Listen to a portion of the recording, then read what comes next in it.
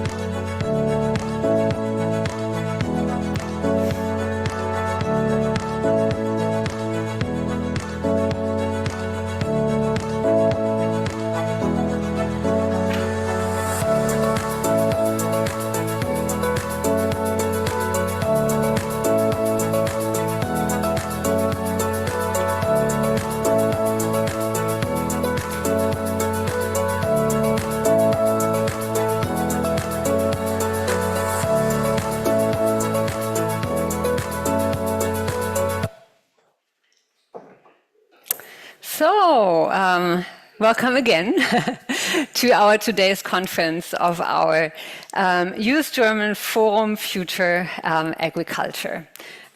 Why are we meeting here today? Some of you are farmers and participants of our projects. Some of you are policymakers. Some of you are friends in the area of agriculture. Some of you are friends of the Aspen Institute. Some of you are transatlanticists, and you are here today to see what we are doing and what we are presenting. And when we decided that Aspen Germany wanted to do more with regard to transatlantic relations and with regard to agriculture, there were many reasons for this. And when we decided that we wanted to take a closer look at digitalization, there were also quite a few reasons for this. Who of you have been recently on a farm? Maybe you raise your hand. Ha! The majority, the majority. So I'm not telling you anything new when I say that farms today look very different from farms 10 or 20 years ago. So when we visited, for example, eine Milchwirtschaft, so a dairy farm. You see lots of cows, some in the stable, some on the field, but you also see robots. You see milking robots, milking the cows. You are seeing feeding robots, feeding the cows. You are seeing drones going over the fields, collecting lots of data. You are seeing machines which are more and more complicated, which allow for precision farming. You see the cows, and they do have little neckties. They have little thingies in their ears, and those thingies, those highly specialized sensors are collecting lots of data, which allows farmers to make a lot better decisions on the health of the cow, how to feed the cow, what to do with the cow, if to call a vet or not to call a vet, if to use antibiotics or not. So what we are currently witnessing is a huge digital transformation in the agricultural sector. And this transformation, which we are seeing also in lots of other sectors, is offering lots of opportunities to improve animal welfare, to improve the usage of fertilizers, of pesticides, how to increase productivity. It is also a great means to address the shortage of labor in the agriculture sector. So lots of opportunities. But if you talk to the farmers, you also hear that it comes with lots of challenges. So it's not an automatism that you give a farmer a new device and that immediately is going to lead to higher yields or to a higher output. Rather, there are lots of stumbling blocks. One of the stumbling blocks is that it requires a lot of investment into those new technologies and machines and systems. It also requires a different kind of skills. So not everybody who has been educated 20 years ago is fit enough to really navigate that world. And even for younger people, it's not so easy to decide which systems do fit best for their specific farm. So it requires lots of more skills. It also requires a different understanding and a different culture with regard to sensitivity of data and data security and thinking about cybersecurity and making your farm fit against cyber attacks. Things farms 20 years ago didn't have to think about, right? But more and more farms do have to, and farmers do have to think about also cybersecurity issues. It also requires a new thinking about who owns the data. So lots of the data which is collected on the farm is the ownership or in the ownership of the farms, but it's being passed on to the ones who are producing the machines, to other users. So who does the data belong to? And last but not least, this is all in the context of infrastructure. And as we all know, and you don't have to travel that far outside of Berlin, rural infrastructure is not always so perfect. And we heard from farmers here in Germany that for precision farming or for digitalization, certain infrastructure, reliable infrastructure, fast internet is really necessary. We also heard from colleagues on the other side of the Atlantic that a reliable energy infrastructure, electricity infrastructure is also really vital. And we don't see that always in rural areas. And just imagine what could happen if you don't have access to the internet and if you don't have any electricity and you need to milk 2,000 cows. I mean, there are backup systems, but you need to think about this. So you need to become a little bit more crisis resistant and also invest in redundancy. So many hurdles to overcome. And if you look at government programs, digitalization is a strong part of most of them. But we also heard from our farmers that a lot more needs to be done by all stakeholders together. And this is not just a German issue, not just a European issue, it's very much also a transatlantic issue where farmers on both sides of the Atlantic are facing the same challenges and can learn a lot from each other, exchange best practices and develop recommendations together. And this is why we brought together, now for the second time, 16 farmers, 8 from the US and 8 from Germany, to exchange best practices and to learn from each other and also to develop policy recommendations. And the last policy recommendations you have seen in our brochure, which you also hopefully all took along and will take a look at. But you can also find it on our webpage, so please also share it. And also our partner, Briefings Table Media, has also reported on this last week, which we were very, very happy about. Agriculture is a truly transatlantic issue because we are so interdependent. We are very important trading partners for each other. But as we all know, it's not always an easy issue. There are lots of stereotypes. Sometimes we hear that the US has lots of, lower standards for health, animal welfare, for food. On the other side, there's the stereotype that the European market is heavily protected with tariffs and we are not letting anything in and we have too high standards which are mostly motivated by protectionist sentiment.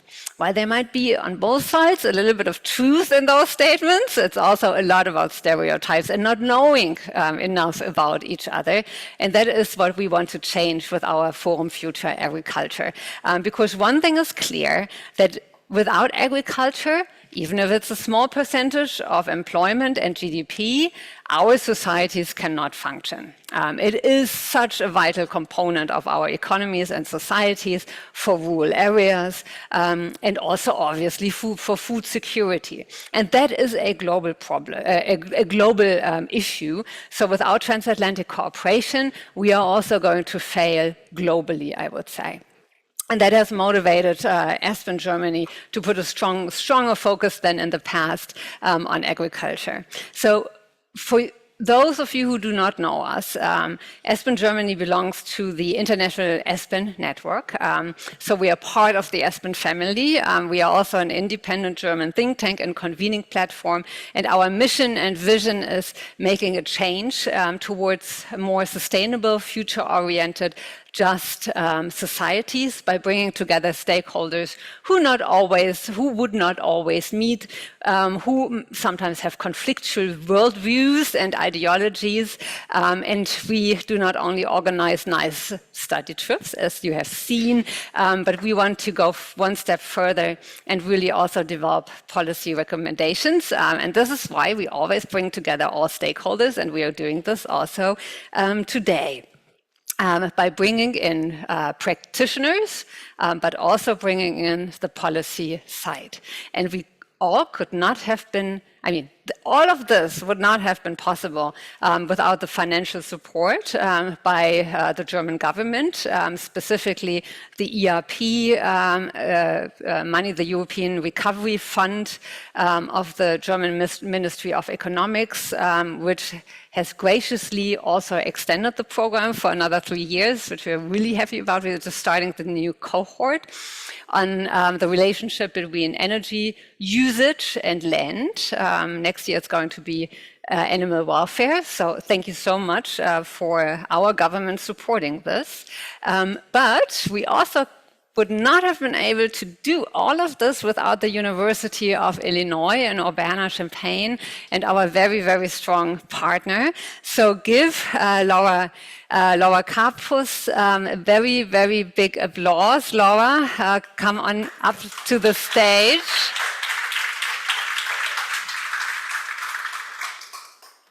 So the stage is yours, but I want to say again, this has been a wonderful, wonderful partnership over the last 3 years. And when we first gave you a call or wrote you an email, there was first like, who's this? Who's the Aspen Institute, and why do they want to do it? And then we started to talk, and then we found so many overlapping interests. And since then, it really has been a wonderful, wonderful ride. And thank you so very much for all your support. And we could do this in German, actually. Your German is so much better than my English. So, so the floor is yours. Thank you very, very much, Lauren, for all your support and cooperation. Übrigens, das mit meinem Deutsch stimmt überhaupt nicht. Don't believe a word she says. Guten Tag and good morning to our American listeners on Zoom. I'm honored to be here in Berlin today to represent the University of Illinois, which has served as the United States implementing partner for the forum since the beginning of the project. We were honored to host the first cohort in our campus in Champaign, Urbana, during the summer of 2023, and we're thrilled to continue this role for the next 3 years of the project. Just to share a little bit about who we are at the University of Illinois, we were founded in 1867 as a land-grant institution, which means we are a public university and we have the responsibility to create knowledge and new ideas and translate those into better ways of living.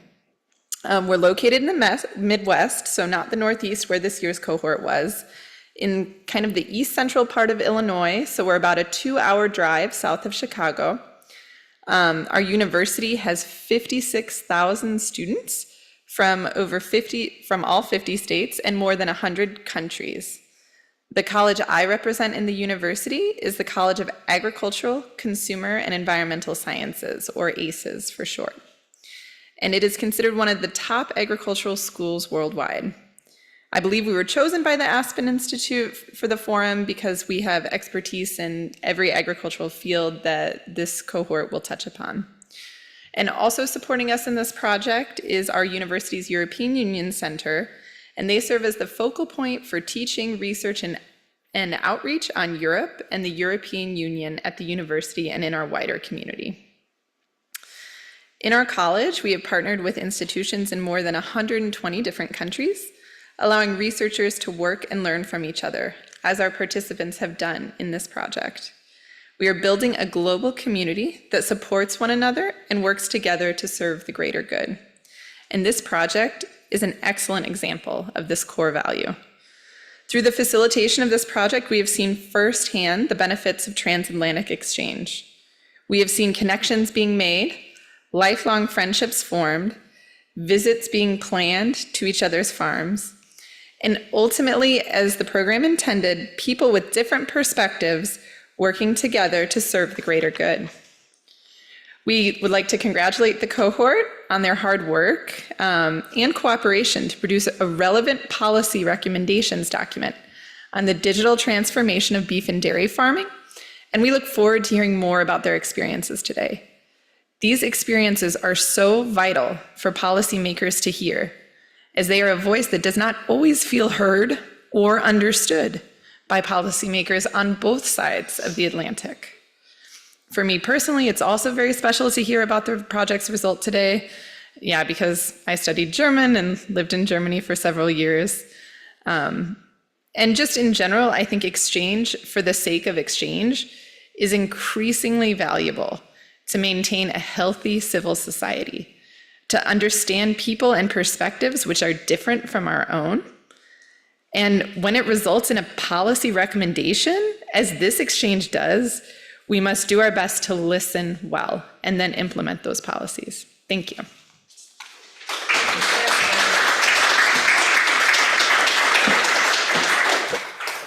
And there's also a little bit of a secret why we also choose Illinois, because I went to high school in Farmer City, Illinois, and that brought me also back to Illinois, which I always wanted to do, Farmer City. I mean, we did experience so many things when you were there, including a tornado, which touched ground.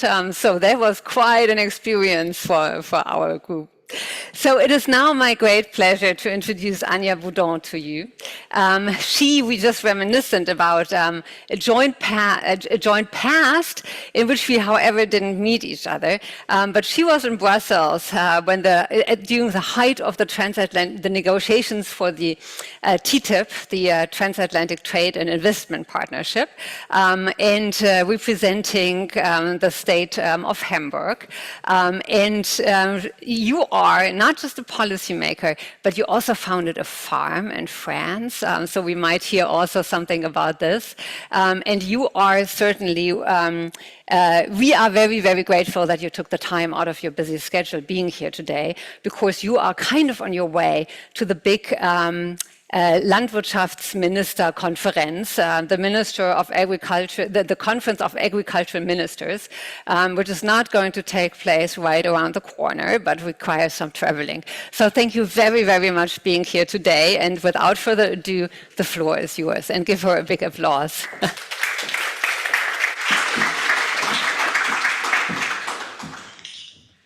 Thank you very much. Yes, I'm really very pleased that you asked me to come here. For sure, it's not easy in the schedule to find the time, but as you already told us, my past is quite linked to the Transatlantic Partnership. And even though once upon a time I was more dealing with economic issues, now for several years, I'm more in the agriculture business, and this is a quite nice link for me to have both together. So my task today is to address some thoughts as State Secretary for Agriculture and Environment of the state of Brandenburg from a land's perspective concerning the role of agriculture for rural areas and the importance of digitalization in the sector. Brandenburg is characterized by vast rural regions with a relatively low population density. Demographic change, declining birth rates, and emigration, particularly among the younger generation, have characterized Brandenburg for over 30 years. This is why the development of rural areas and thus social and political cohesion in society is key for us. And I think it's almost the same in the States and I would say even everywhere around the world. Nevertheless, there are positive signs in Brandenburg. Many people have learned to appreciate living and working in the countryside again and discovered it for themselves. This would be unthinkable without digitalization. It secures income and quality of life in rural areas and increases their attractiveness. However, in rural areas, we still face the challenge of securing infrastructure and the equality of living conditions. Digitalization can support us in this task.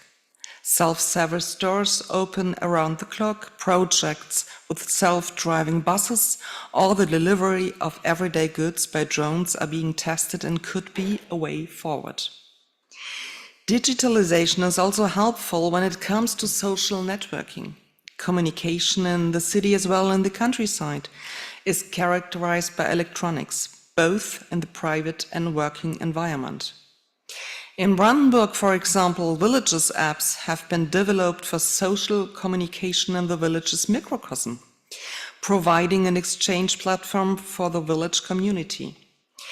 They enable joint planning of events, information on public construction measures, or even the collection of opinions on planned public investments, the formation of carpools of the booking of the village's childcares. Many of you will be familiar with these challenges from your home regions. In addition, unfortunately, we have another huge challenge that affects all countries. Due to the effects of climate change, we are facing major challenges worldwide, such as extreme weather events, water shortage, lower agricultural yields, new plagues, and soil degradation. We need to protect natural resources and mitigate the consequences of climate change. Rural areas play a major role here, in Brandenburg, in Germany, in Europe, as well as in the States. Agriculture with high emissions is of particular interest here. Brandenburg is a region characterized by agriculture, with almost half of the land used for agriculture. Agricultural soils store large amounts of CO2. Soil-conserving cultivation is important for climate protection. Complete avoidance of the associated methane and nitrous oxide emissions, mainly from livestock farming, is neither possible nor useful due to natural processes. We therefore aim to develop agriculture in a way that it's both climate-friendly and economically viable, using the sustainable potential for increasing efficiency and reducing emissions through further changes in livestock farming, land use and intensities, forms as well as in agriculture management. In order to achieve this goal, new sustainable approaches and an optimization of operational processes are required. This is where digitalization and artificial intelligence come into play. They enable us, in particular, to make crop farming more efficient, precise, and environmentally friendly. They open up completely new possibilities, particularly in the area of plant protection. Crop farming is no longer conceivable without high-tech. GPS control, real-time recording of yields and quality, as well as autonomous driving, are digital developments in the agriculture technology that bring advantages in terms of labor and business management and contribute to securing the existence of farms, a very important issue, especially here in Brandenburg, where a lot of farms are giving up or thinking of giving up, what we certainly don't want to. However, intelligent digital solutions are also required for smaller scale applications in order to be able to produce successfully on small fields while conserving soil and resources. Traditionally, pesticides were often applied across large areas, which not only harmed the targeted plants, but also the environment. However, thanks to digital technologies and AI, we can significantly reduce the use of these products. Modern sensors and drone technology enables monitoring the health of plants in real time. Disease outbreaks can thus be detected at an early stage and treated in a targeted manner. This means that plant protection products, if essential for the production and not avoidable, are only used where they are really needed and in exactly the right quantity. This not only reduces costs, but also protects the environment. Another advantage of digitalization is the ability to link data from different sources and thus gain a comprehensive picture of the condition of a field. Soil, moisture, nutrient content, and weather data can be used to decide the measures needed to be taken. This precision leads to the sustainable use of resources and helps to reduce the ecological footprint of agriculture. These last two aspects in particular are of eminent importance for Brandenburg's farmers, as we are in a region characterized by soils at risk of erosion and low precipitation with increasing dry periods. We have seen this for the last month, I would say. Today it's the first day it rains, so it's really a terrible situation for farmers, not only for the population. Networking machines, controlling applications via maps, fixed lanes or virtual creation of farms' digital twin via 3D models as a decision-making aid. Many of our future-orientated farms here are already using these possibilities today. Digitalization is becoming increasingly important for the further development of livestock farming. Whether it is a question of animal health, the recording of animal welfare parameters, the calculation of correlation, or the recording of performance characteristics, nothing works without digitalization. Let me mention an example, the funded project Precision Dairy Farming. The project's aim was to establish farm-specific planning aids for investment in precision techniques and their economic and animal-friendly use in 12 farms. All those innovations contribute to sustainability, at the same time strengthen the competitiveness of farms in Brandenburg using EU, federal and regional funds. A very positive side effect of this increasing digitalization is that digital applications are inspiring the next generation. Some are so enthusiastic that they decide on an apprenticeship in agriculture. Ladies and gentlemen, Brandenburg is not alone in facing these opportunities and challenges, and we can learn from and with other regions. Thankfully, the Aspen Institute's work help us to progress towards this goal. It is extremely positive that farms from Brandenburg are participating in your projects, and I hope that others can benefit from the next planned cohorts. I wish you a very fruitful exchange today and in the future. Thank you so much.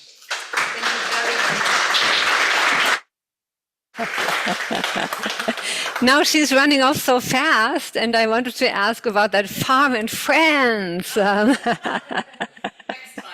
Next time we are going to get you back when we talk about the usage conflict of land for farming and energy. But thank you very, very much. We wish you a really good conference of the ministers and hope that a lot of the topics you addressed are going right here. You're going to productively also going to solve at the ministers conference. So thank you very, very much again. Many of you, as we already saw, are in farming, but some of you are not. So we have prepared a little farm tour right here. So before I hand over to the next speaker, let me take you onto a virtual farm tour with one of our participants, Agnes, and maybe you can come up here to me for a second. Oh, she's not here. Oh, so sorry about this. So I guess that's why it's virtual. So thank you very much. And then we see the virtual farm tour.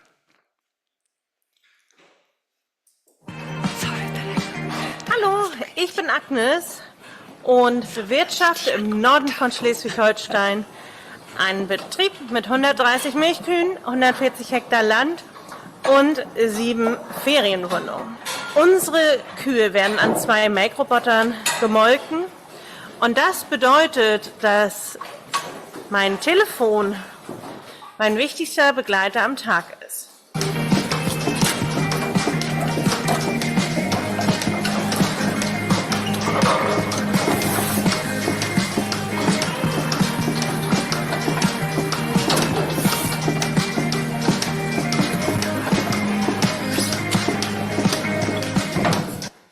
Etwas, auf das ich sehr stolz bin, sind unsere braunen Kühe. Das sind Anglerrinder. Ne? Die meisten sind einfarbig braun, aber es gibt auch ein paar weiße mit weißen Flecken.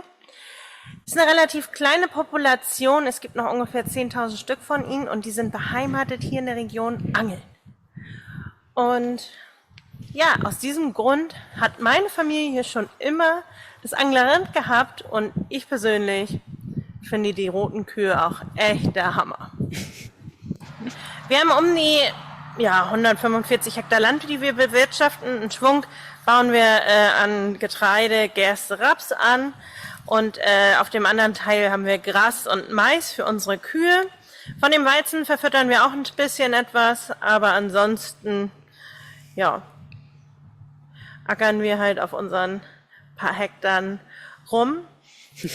Was ganz Besonderes auch an unserem Betrieb ist, wir haben einige Maschinen in der Gemeinschaft und hier hinter mir sind wir am Dreschen. Den Mähdrescher haben wir gemeinsam mit anderen Landwirten.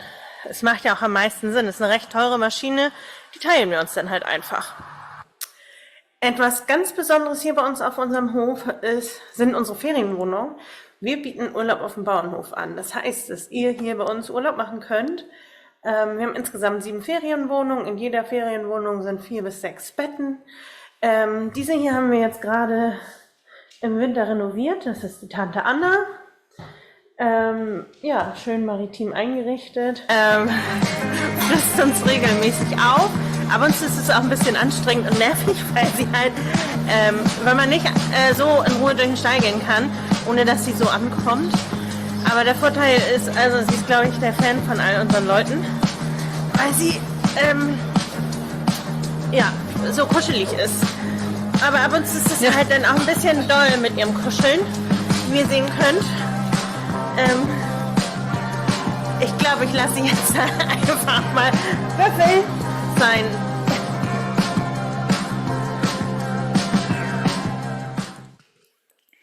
Okay.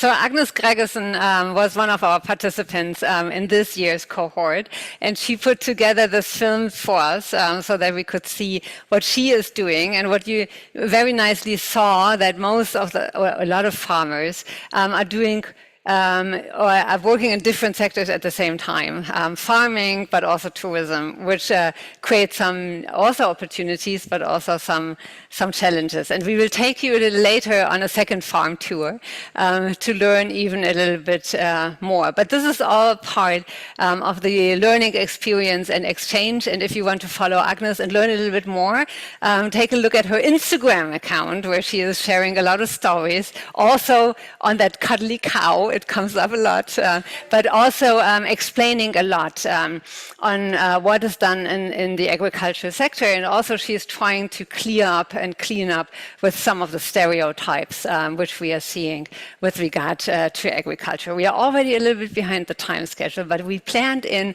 for some buffer zones.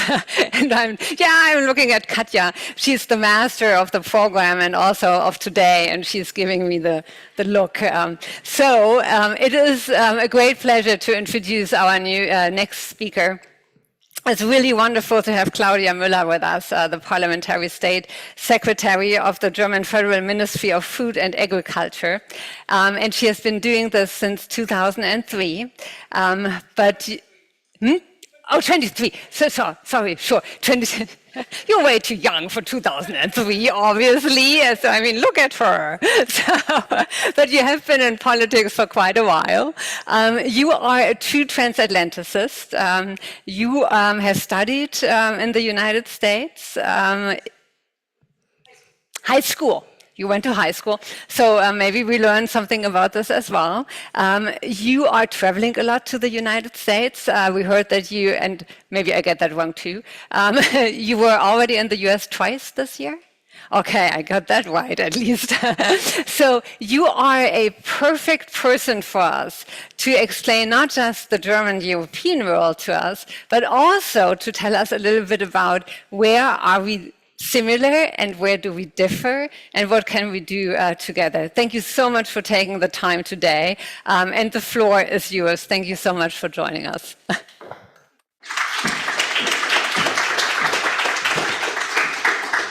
Thank you so much. And yes, let me begin. When I spent some time in the US as a high school student, it was actually in two different states, very rural, very agricultural. It was the northeast of Tennessee, close to the Kentucky border, and then it was Wisconsin. So two very different regions, very agricultural. So I got an impression of agriculture in the US. Well, it's still the East, so it was not the Midwest yet, but it was still very different from each other. Yes, I'm very happy to be here and to talk about especially, of course, innovation and research in agriculture, but of course, fields where we work together already, and I know that we were going to talk about it a little later on. So ladies and gentlemen, I'll just skip all the big greetings. We all know that sustainable agriculture can help us to solve many problems, not just in our countries, but throughout the world. Particularly if we want to enable people in the global south to have better access to adequate, sufficient, and healthy food without exacerbating other crises at the same time. To meet this goal, we need the food and agricultural sector to be resilient and sustainable across the globe. And as the Federal Ministry of Food and Agriculture, it is therefore our goal to create the political conditions for sustainable agri-food systems. And for us, that means a system that provides a sustainable foundation for healthy and sufficient food, a system that enables farmers to earn their livelihoods from their work, and a system that protects animals and the environment and mitigates climate change. Now, before I give you an overview of our national efforts to achieve these goals, I would like to emphasize that we tackle all of these topics together with our European and international partners. We are in constant exchange on these topics, especially and particularly with the United States, as our most important transatlantic trading partner. And I really have to emphasize that, a partner that shares our values. US-German relations are based on wide areas of common grounds on agriculture policies. As you said, I visited the US twice in recent months, and I gained exciting and instructive insights into projects devoted to the topics of climate stewardship, food security, and innovative farming methods. And of course, we've always had and still have close and good ties in the area of science and research. As an example, the current outbreak of bird flu in the US poultry and cattle farms is a field where we closely work together between, for example, our Friedrich Loeffler Institute and scientific institutions in the US, which includes the US providing us with material for research purposes. So there is a really, really close relationship.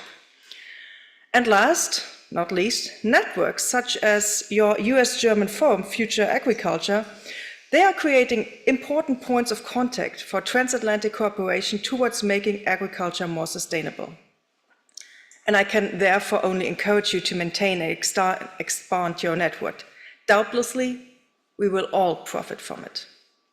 Last year, you, as the Joint Forum, also presented policy recommendations for fighting the climate crisis. And in doing so, you linked national tasks to options for transatlantic cooperations.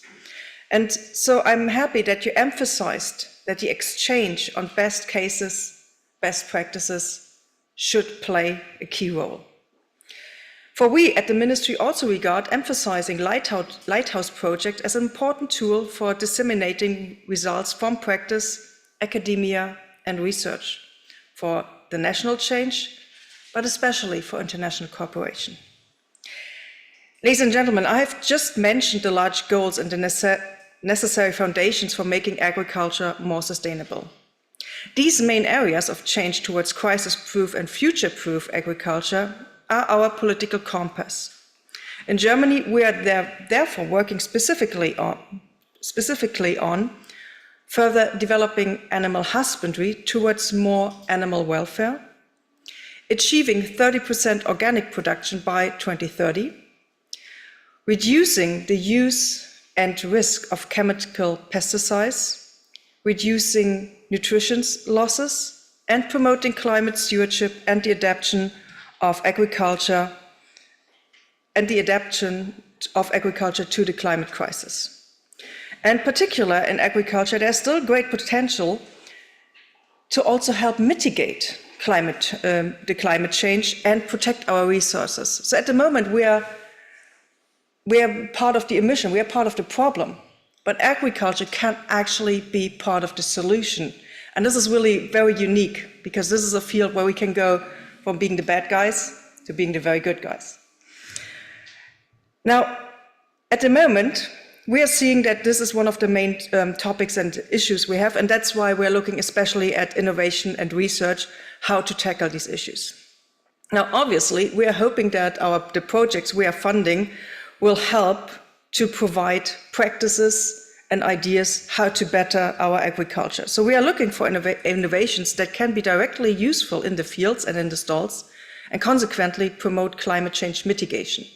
So we are really focusing on hands innovation. But this innovation, of course, needs research, and research needs money. And this is why we are providing this research innovation with programs up to 100 million euros in funds for the period up to 2026. Now, one of the most important challenges in agricultural climate stewardship is future-proofing animal husbandry and everything that is connected to it. As Antje Bonin was just saying, most of the agricultural greenhouse gases emission come from livestock husbandry. So we need to make step-by-step improvements in this area, but also address conflicting goals. For example, greater animal welfare can also constitute in more greenhouse gas emissions. Open stalls with outdoor runs, for example, can cause that. So we also see that we still are lacking some data here, and therefore it is difficult to really assess the emissions and how to come to more climate-friendly practices in this field, and how we can work with open stalls, how we can work with natural ventilation, because we know, of course, if we have a closed system, we can filter that. With an open system, you can't. So there's somehow a trade-off, but that should not keep us back, but we really need to further enhance research in this field, because both goals are just as important. So we must succeed in developing methods that are simple, and as inexpensive as possible in order to reduce emissions. Because in the end, the farmers have to survive as well. And that is just as important. So we also need all this information to really improve our legal and planning certainty. We all know one of the biggest hindrances for investments are if people have uncertainty which way we are going. So we need precise and good regulation so the farmers can plan and know those are the rules they have for the next 10, 20, 50, and so on years. 50 is a little much, I know, but we can always aim for the most. One of the big parts that are most important is digitalization. And if used correctly, this can be particularly effective to help achieve our goals. There are 3 reasons for that. Now, first of all, digitalization makes farming easier and more efficient. Many steps, from seedbed preparation to harvest, can nowadays, with the use of state-of-the-art technology, be carried out almost completely automatically, which eases the burden of the farmers enormously. Second, digitalization makes farming more attractive, particularly for the coming generations, because they can help improve work-life balance. And this is not just a topic for agriculture, but we see that in many fields, that the question is who will take over the businesses, who will take over the farms, how attractive is this field of business? And the question of work-life balance, automatization, is really key for that. And third, digital solutions make agriculture more sustainable. Sensors, for example, can help to precisely calculate the biomass of a plant and therefore consequently adjust the use of fertilizers and plant protection agents in the targeted manner, and thus result in reducing the usage. State-of-the-art technologies and digitally networked systems therefore now contribute to fundamentally transforming the way in which many farms operate. They help farmers improve on climate change mitigation, environmental protection, and animal welfare, while, and this really is key, being able to return good yields. We at the BMEL are therefore promoting digitalization and numerous research projects. It is really impressive to see how robotics and artificial intelligence are today already providing new solutions, both in organic and conventional farming. So very often it's said that organic is using techniques from 100 years ago, but it's not. It certainly is not. In both fields, we see a lot of innovation and invention. So, for example, lasers that can destroy weeds with surgical precision and are therefore raising non-chemical plant protection to a completely new level. And so what works in organic then also goes into the conventional field. So no matter whether it is software on growth and yield prediction or for greenhouses, AI-based farming robots or real-time monitoring for beekeepers, each of these approaches has the potential to make the food and agriculture sector more sustainable. And at the same time ensure a greater sustainability and social acceptance. Because that also is an issue we're often dealing, the misunderstanding between the agricultural field and the consumer. And there we also have to work together. Now, we definitely see this massive potential, and we want to leverage this potential even more and disseminate it. We intend to use a mixture of measures to shape the future of the food and agriculture sectors to secure harvests to have good returns in 20, 30, and definitely 50 years' time, and in the way to create good prospects for coming generations. We have set up 14 trial fields on digitalization in agriculture and 12 fields for farms and regions for the future of agriculture. And there we could actually try out everything that has been developed to see whether it really helps to provide more environmental protection and animal welfare, healthier working conditions, and better economic prospects in agricultural and rural areas. And always based on the premise that these new developments have to really offer a genuine advantage to the farmers. We have also supported 36 projects on the use of artificial intelligence in agriculture, the food chain, healthy diets, and rural areas. And in 2020, we also started establishing a center of experience for AI and big data applications in the food of agri-food systems. Ladies and gentlemen, without digital innovations, we will not be able to make our food and agricultural sectors future-proof and keep them without the planetary boundaries. We are called upon to help new knowledge and technologies to be disseminated in order to remain competitive, but also, and above all, to provide a decent future for coming generations. If we manage, as a joint project, to improve our exchange on thoughts, ideas across national borders, we will be able to achieve our sustainability goals, but we will only be able to do that together. Thank you.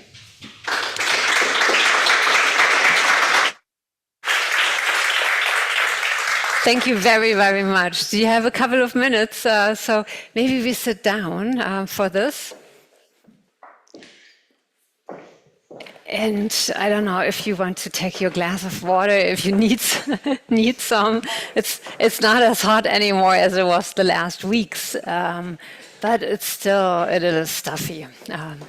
So the first thing I wanted to ask you, when you moved to Tennessee, did you understand a single word? Well, I have to admit, it was a little difficult, but the worst part was when I moved to Wisconsin, I had a mixture of a German and Tennessee accent, so people did not understand me. I lost that quite quickly. You did. So today is a pretty big week for agriculture decision making, right? It's the first week after the summer break for the parliament, but there are also lots of agricultural meetings going on. Could you tell us what that is about? Well, you saw the state secretary just go. Well, this is the conference of the state ministers, so not on the European level, but on the federal level. And of course, they are talking about a lot of issues. I mean, the summer break was long. To me, the focus this week and for the next coming weeks will be the budget. We had our first rounds on the budget with the parliament starting today. So this is really something that is on my focus at the moment.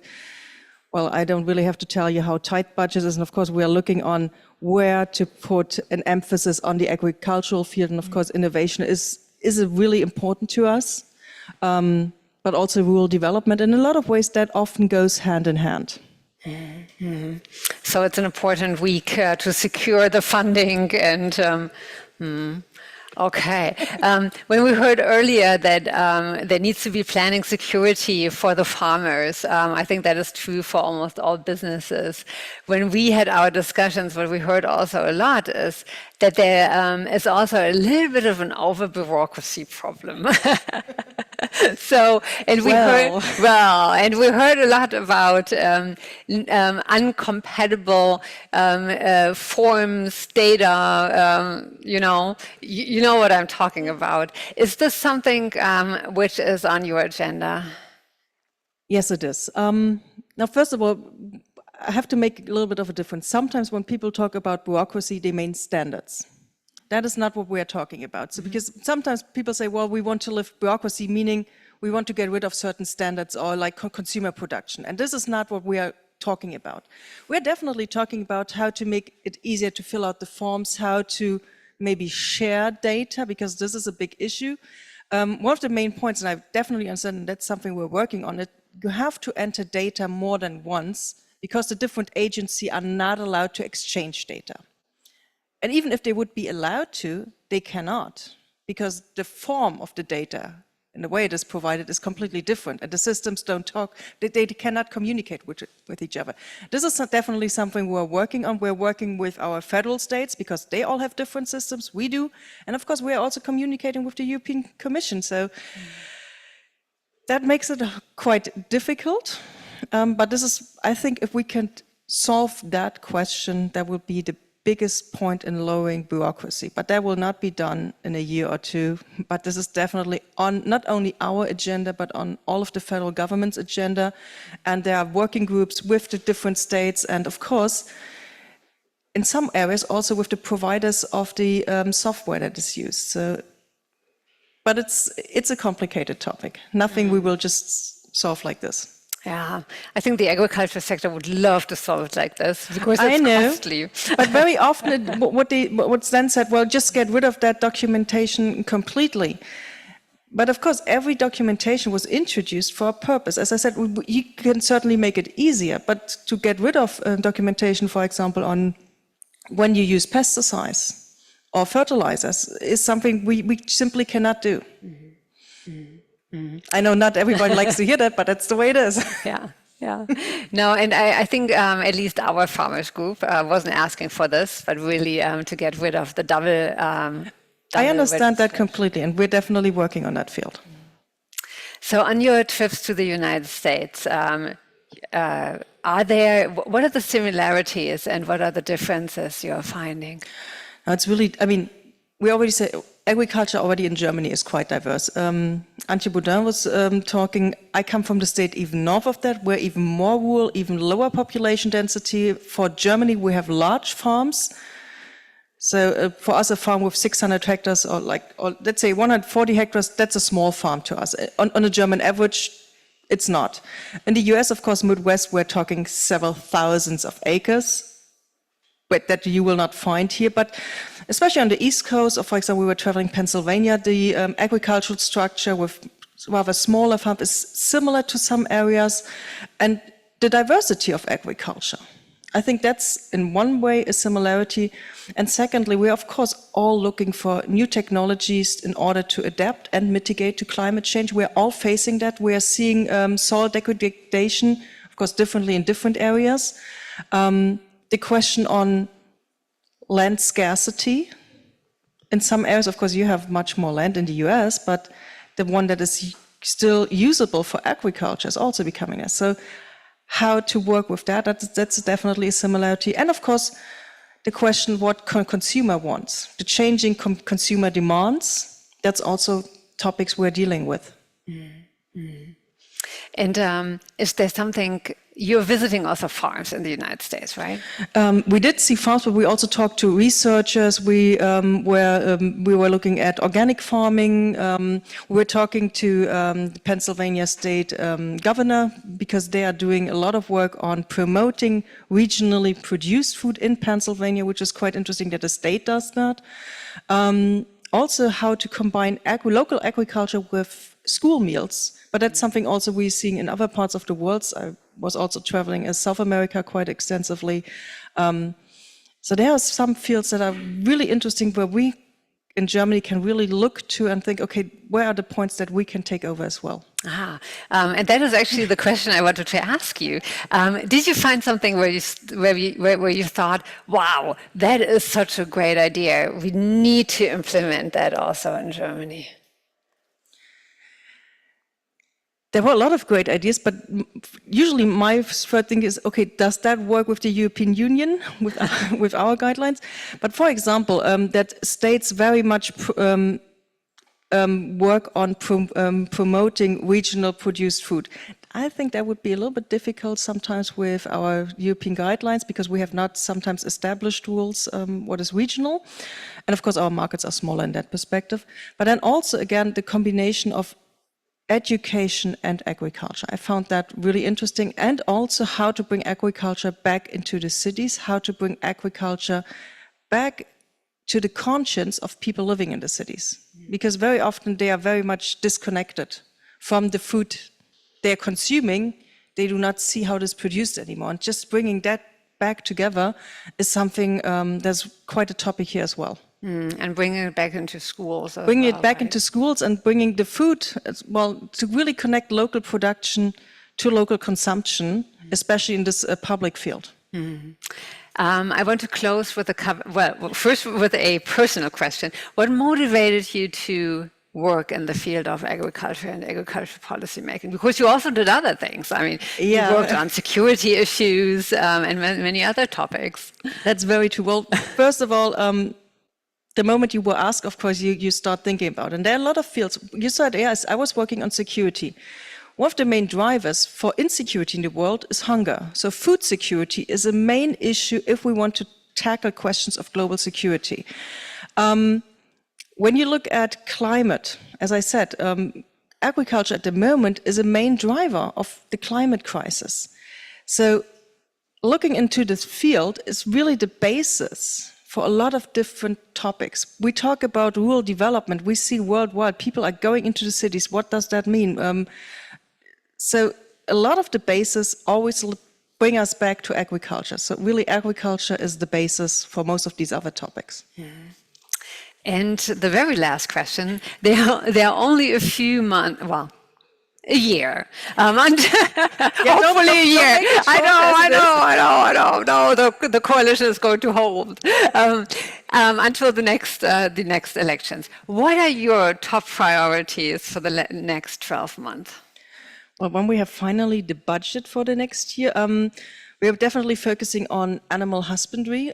We have instituted a program to help farmers to rebuild the stalls. Now, it's first of all focusing on pigs. We want to extend that, definitely. We are redoing the forest law to really help for forests to be more sustainable. I mean, they are really suffering from the climate crisis. And then we're also looking at consumer protection, especially when it comes to children, but that will be a long way to go. I know that. So it's really a very full agenda. And before we let you go, we have a couple of farmers with us today, as we saw. So let's just quickly see if that resonates with the farmers of our project. So what do you say? Are those the top priorities? Should they be the top priorities for the next year? Kirsten? Being a dairy farmer, I'm very happy to hear that now then other animals will come into the agenda. It's really And cattle time. will be next. Yeah, time to. What I was missing is the role of biodiversity. We always talk about climate crisis, but working with animals, we are always in contact with fields, pasture, everything. So I missed that. And one more comment. Yeah, thank you. I think you mentioned a lot of very important things. I think there's still some misconceptions about farming in general. We are not only part of the problem, we're also part of the solution. And I'd like to hear more about that, yeah. And last but not least, last year's cohort. We didn't practice this, so that is a little bit of a surprise. I had a quite reaction when you said bureaucracy is not reducing standards and everything, but I think reducing how the data is created, how the data is collected, you're 100% right.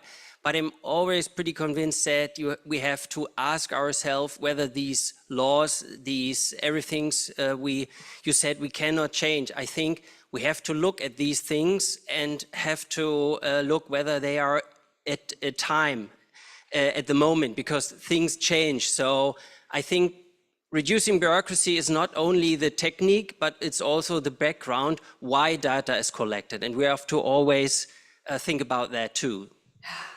And all of them and the other participants would love to be invited to the ministry to do some more talks. Well, actually, we are talking. Very good. They are part of a network, not only from our ministry, but we have a joint network with the Ministry of Environmental Protection. And the good thing is, they're coming, environmental protectionists, farmers come together and they talk about different issues and they find solutions and give recommendations to us. And this is something we value very, very highly because we feel that that's really something where we get input on what can be done, how it can be done, and especially what will be accepted by all sides. And that the acceptance is really key. Thank you very much. Give her a big applause coming here despite the Haushaltsverhandlungen. Thank you very much, and good luck for also the campaigning coming up. So now we're a little bit behind the schedule, I know, but we have a wonderful panel coming up with now our practitioners, which I'm not going to moderate, but Lauren is going to take over. And if you haven't joined us yet for the introductions in the beginning, Lauren belongs to our wonderful partner, the University of Illinois Urbana-Champaign. Although when I was in Pharma City, we also said Champaign-Urbana. I don't know why. But We have some name confusion, branding. So I hand over into your trustful hands. And with this, the floor is yours. All right. Is it on? Oh. It is on. Okay. All right. So without further ado, I'd like to welcome first our German participants who are here in the room, and then our American participants who are joining us via Zoom today. So they're going to tell you a little bit more about their personal experiences with digitalization and agriculture in their fields. So I'd like to welcome Jan Brokering. He is the co-owner and manager of dairy production at Brokering Family Farms. Kirsten Wasnitzer. Yeah.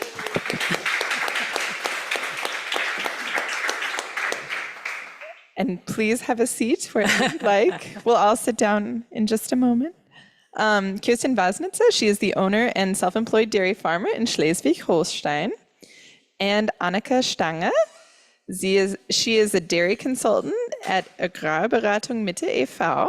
So thank you all for joining us today. And if you would like to have a seat.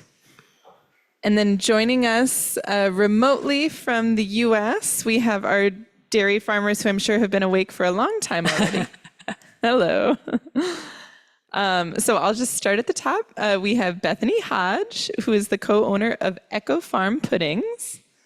We have Patrick Honkoop, who is a founding partner at AgTech Pro LLC.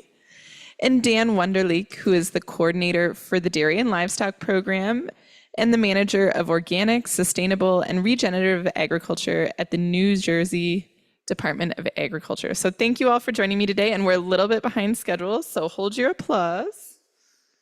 And I'd like to jump right in with the first question.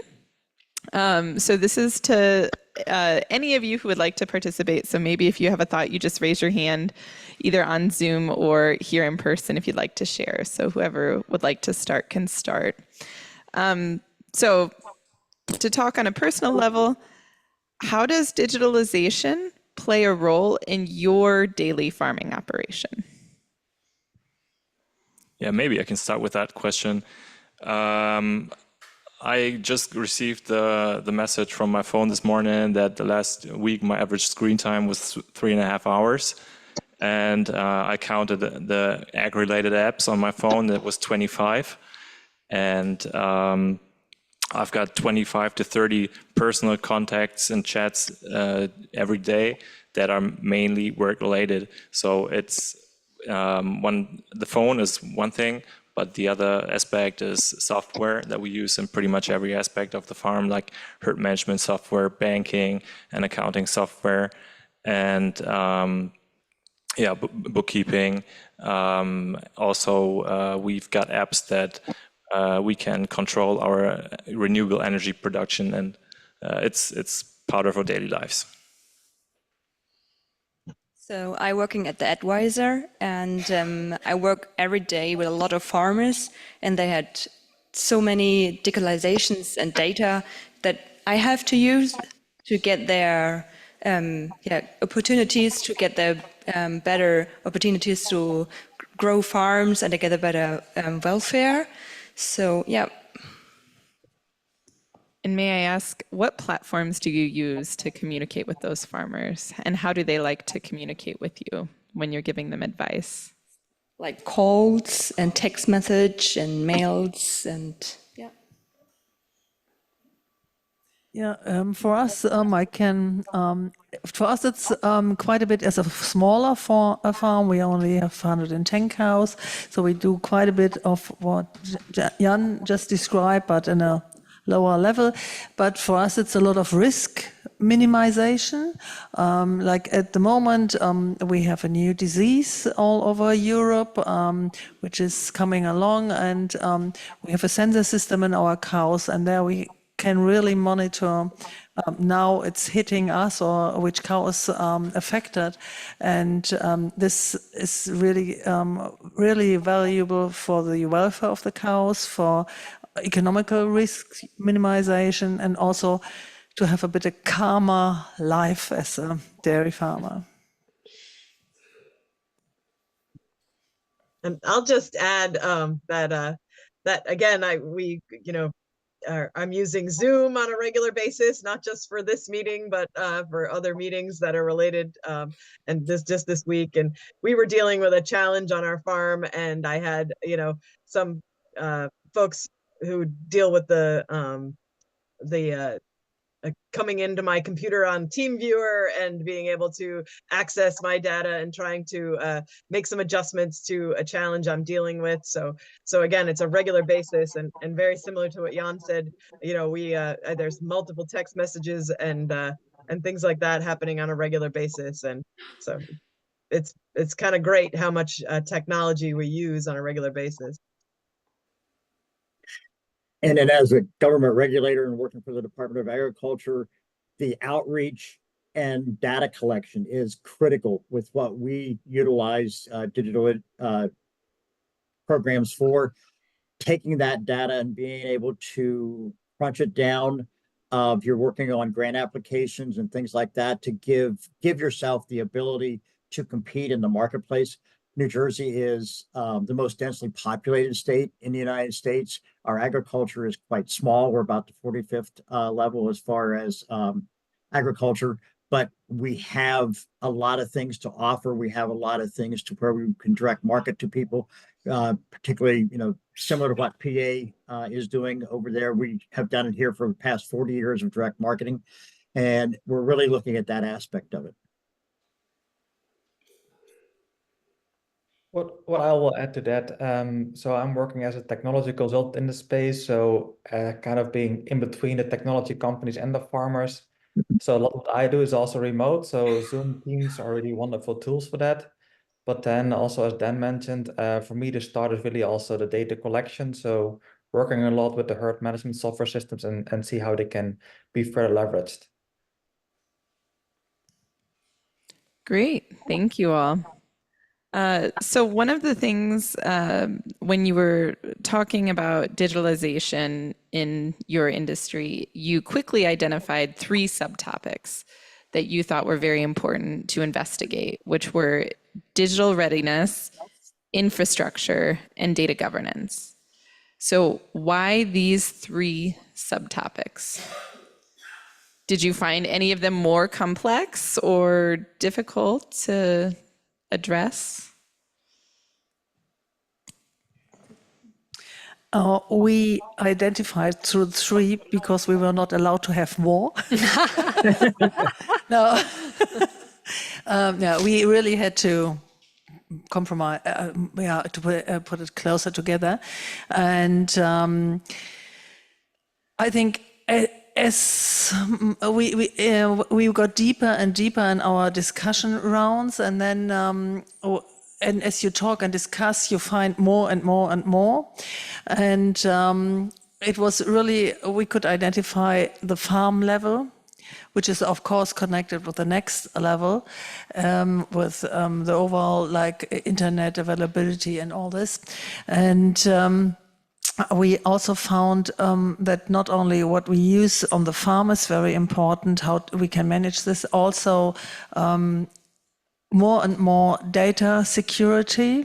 We've been working over for several months, and the threat of cyber attacks and everything came closer.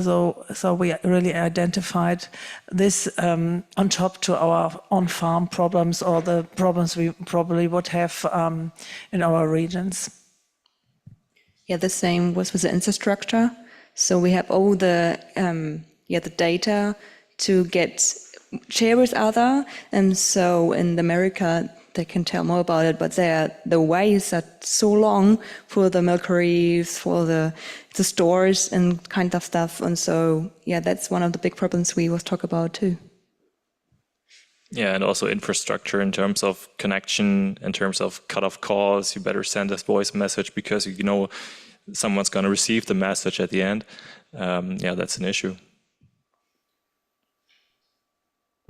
When I look to these three topics, and they really go hand in hand. So it starts with digital readiness in order that there are these tools available, and that also farmers are like incentivized to use them, that there's really a value. The infrastructure is really needed then to really like use them, because you need to have like connectivity, as more and more of the solutions are based on internet connectivity. And then the data governance is just getting more and more important to ensure that also these tools are used properly, right? In terms of like how the data is being used, but then also, as also Kirsten just mentioned, that also the risk of cyber attacks are mitigated. And I would just add, when we started this, we all assumed that labor was going to be something that was universally an issue with us on our farms, and it definitely is. But when we really drilled down, the ability to have digital tools, not only is it sort of changing the type of labor, but it also kind of really brought home the fact that we're all equally concerned about data governance and how our data is going to be stored and handled. And, while we all deal with, specific issues around labor and more efficiency, it really drills down to like, what's that going to look like when we move forward? And, when we do these sort of data saving and things like that, we're also adding in, AI and other tools. And so feeling the need to have those tools be available to us, and yet on the other hand our data be protected, so that we can feel confident using those tools. And then if you look at it, all three interconnect. They are critical, because if without one you don't have the other two. And then you've got to really work it through as a regulator, protecting that data, being able to collect it efficiently from producers and have their trust to be able to give you that critical information on their particular operation, and entrust you as the government not to put it out any place that is going to jeopardize their operation. So it's all pieces that we have to look at. And when we look at it from the government aspect, being careful how we ask, being careful how we put things together, rules and regulations as to what is needed, so that we have a positive effect, we have a positive outlook, and not be a negative to agriculture, no matter where it is. Thank you all. That's very interesting. I think, like Bethany, I also anticipated more of an emphasis on labor as it pertains to the digitalization of dairy and beef cattle, and then was very surprised when I saw the final report that spoke a lot about data governance and how important the protection of that data is, and coming up with rules about who owns that data at what point in the chain. So data has its own supply chain now, it would seem, which is kind of interesting. So if you had to pick just one of the recommendations in the policy document that you would like to highlight now, that you would like to see realized or prioritized by our policymakers, which would it be, and why do you think it's so important? So there's no right or wrong answer here. You can have different opinions.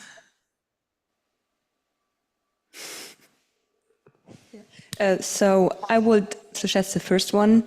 So I work every day with the data, and that was Claudia said before, we can do, because most of the sites have the different kinds of data shapes, and we can put them together, but we can maybe the politics easier, so we can choose them to get easier platforms to share, or to get them easier together. So yeah.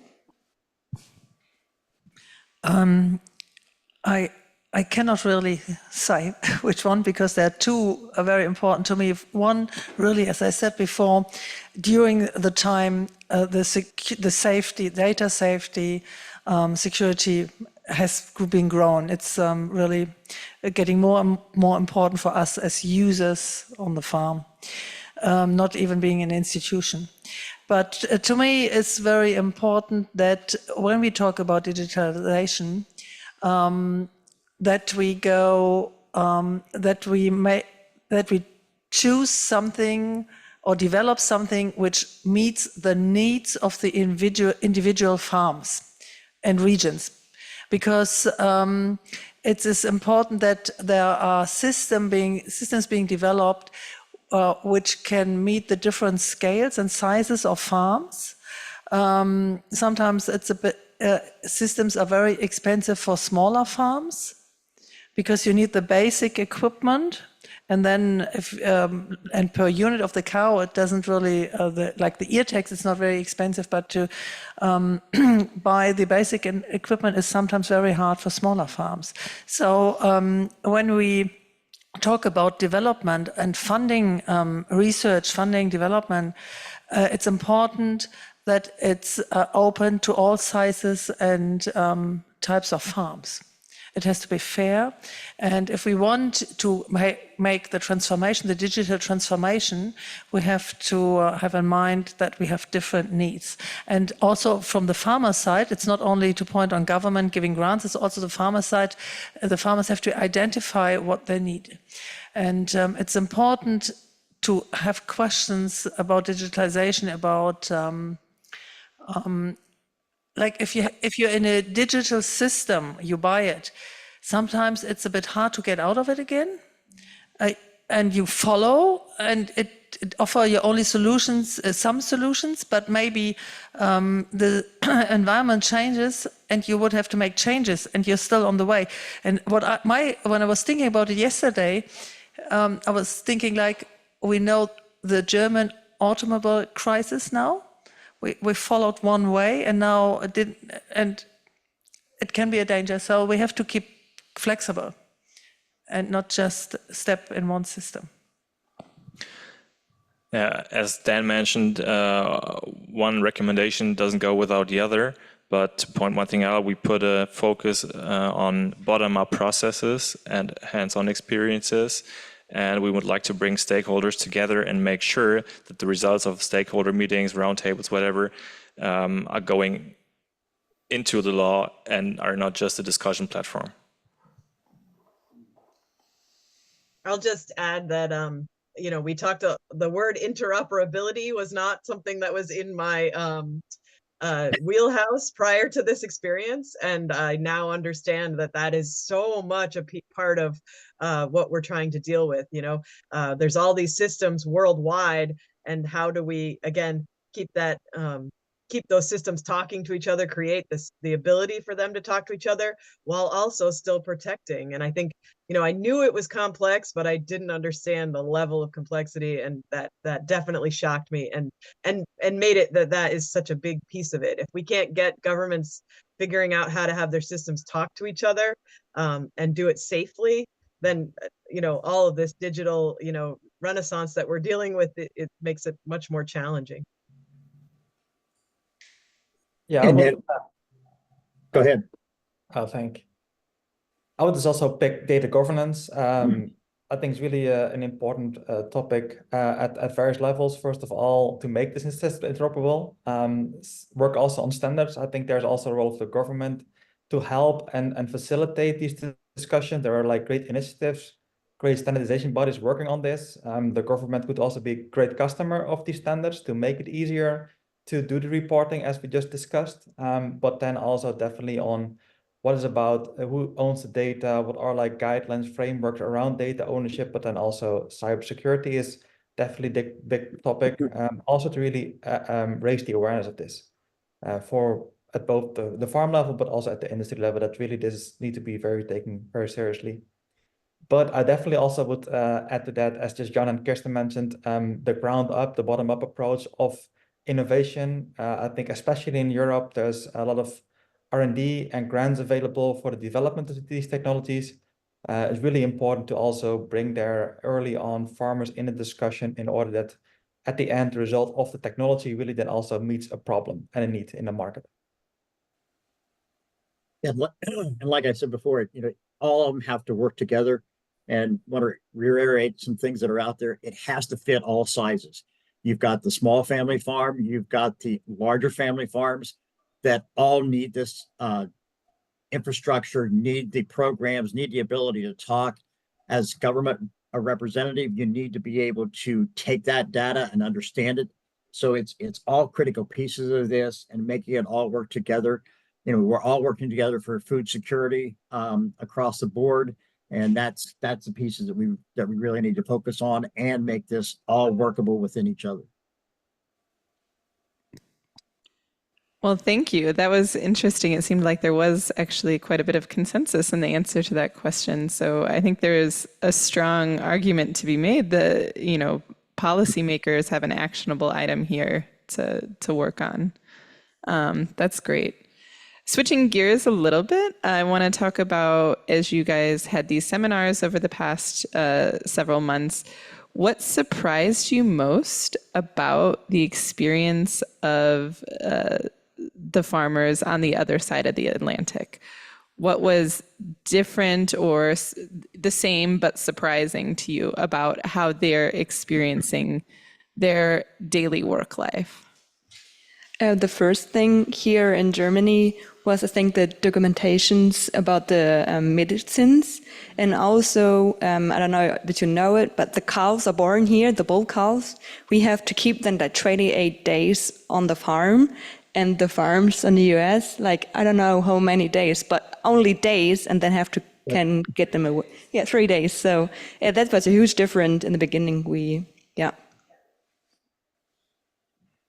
Yeah, thinking of dairy farming, I spent some time in Wisconsin and Ontario as well, and I've seen big dairies, very progressive dairies, and I realized again that there's comparable to the EU, we've got a whole bunch of variety of farm sizes and types, and that makes it interesting.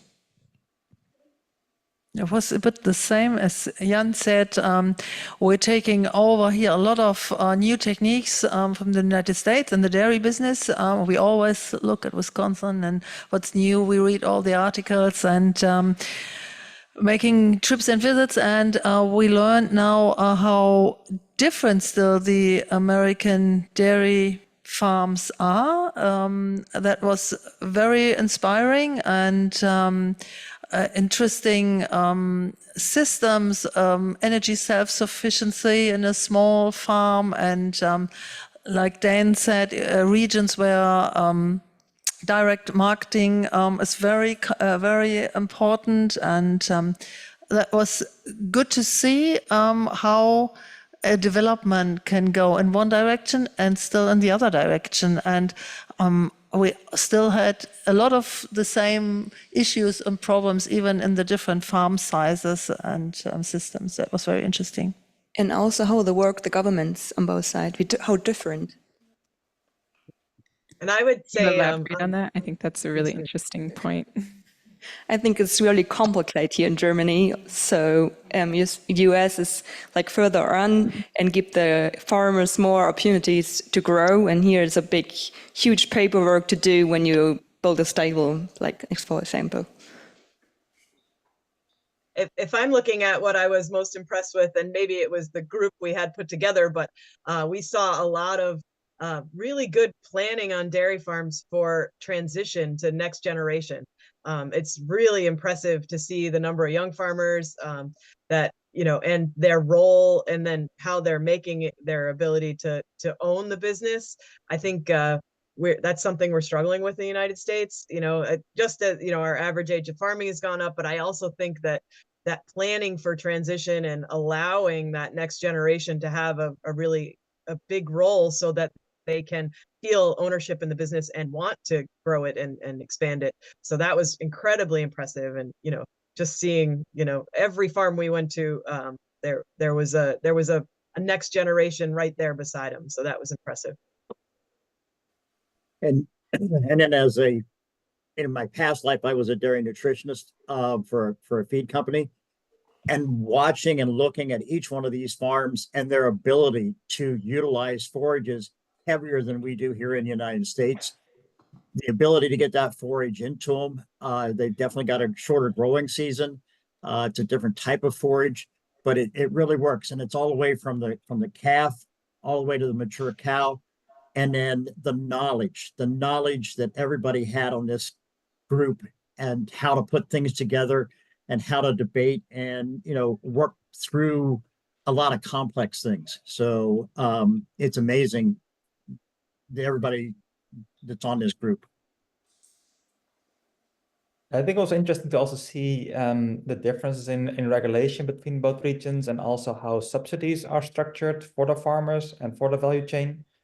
But then I saw also a lot of similarities, for example, around like challenges that are being faced regarding the adoption of digital tools, which we then all worked on in the recommendations.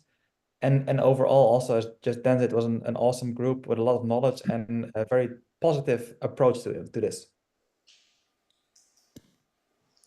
Great, thank you all. So I'd like to ask now a little bit more about where was it challenging to find common ground with policy recommendations? Were there any points that you left behind because you couldn't find an agreement on them? I remember we had some discussions like old chewing gum. They were kind of tough. And one of them was, for example, the discussion, do we want subsidies at all? Yes, that was a question. And if we want subsidies, who is going to get them? Big farms, small farms, what are they depending on? And we put on some topics to make it fair and effective. And that was quite a discussion. And when we got not subsidies, how was the price? So what can we earn to get this level up? So when we get the food and so we higher up the price, the farmers can live better also. So that was a difference between.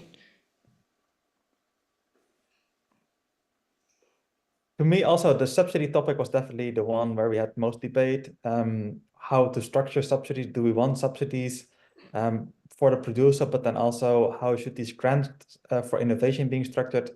So that was definitely where we had a lot of discussion with the group. And again, subsidies, going back to that, if you look back in the history of the United States, we were built on subsidies, we were built on cheap food. It seems like it's being a, political thing now in this current election coming up as far as, food prices and that. If you don't have a sustainable income of some type going to producers, they're not going to be there. They're not going to be in place. So whether that's a balance between a subsidy and a price, or get it to a pricing system that we can at least go with and be sustainable. Yeah, I would just add that was a difficult conversation talking about subsidies. And I think the background information we got was surprising to me. Seeing, we all know that the subsidies are different, how they're structured, but looking at them compared one-on-one, I think we made an assumption in the U.S. that, oh, well, we don't get anything in subsidies and you guys are getting huge subsidies. And I think we were a lot closer than I ever realized. And when you look at it, we get more than we think, and the Germans get a lot less than we think. And so I think those things were really surprising and led to some really interesting discussion. That's great. That was also a point that I was very surprised about when I saw those numbers as well.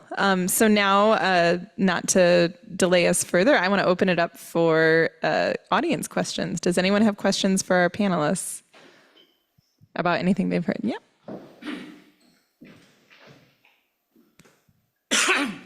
My name is Günther Tauer from the company TBS. Background, my grandfather had a farm in local Franconia and on Plaza Winnegard.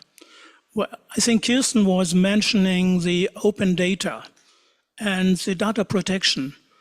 Are you realizing that, when you're using a software let's say from Bayer or Monsanto, or even from the big, big four, Archer or other ones, that they have a transparency what you're doing. And, the farmers were always complaining, when it comes here in Thüringen, what they were saying, well, regarding the wheat price, we cannot make the wheat price will be fixed in Chicago. So are you aware about it, and what, either the Germans as well as the Americans do against it,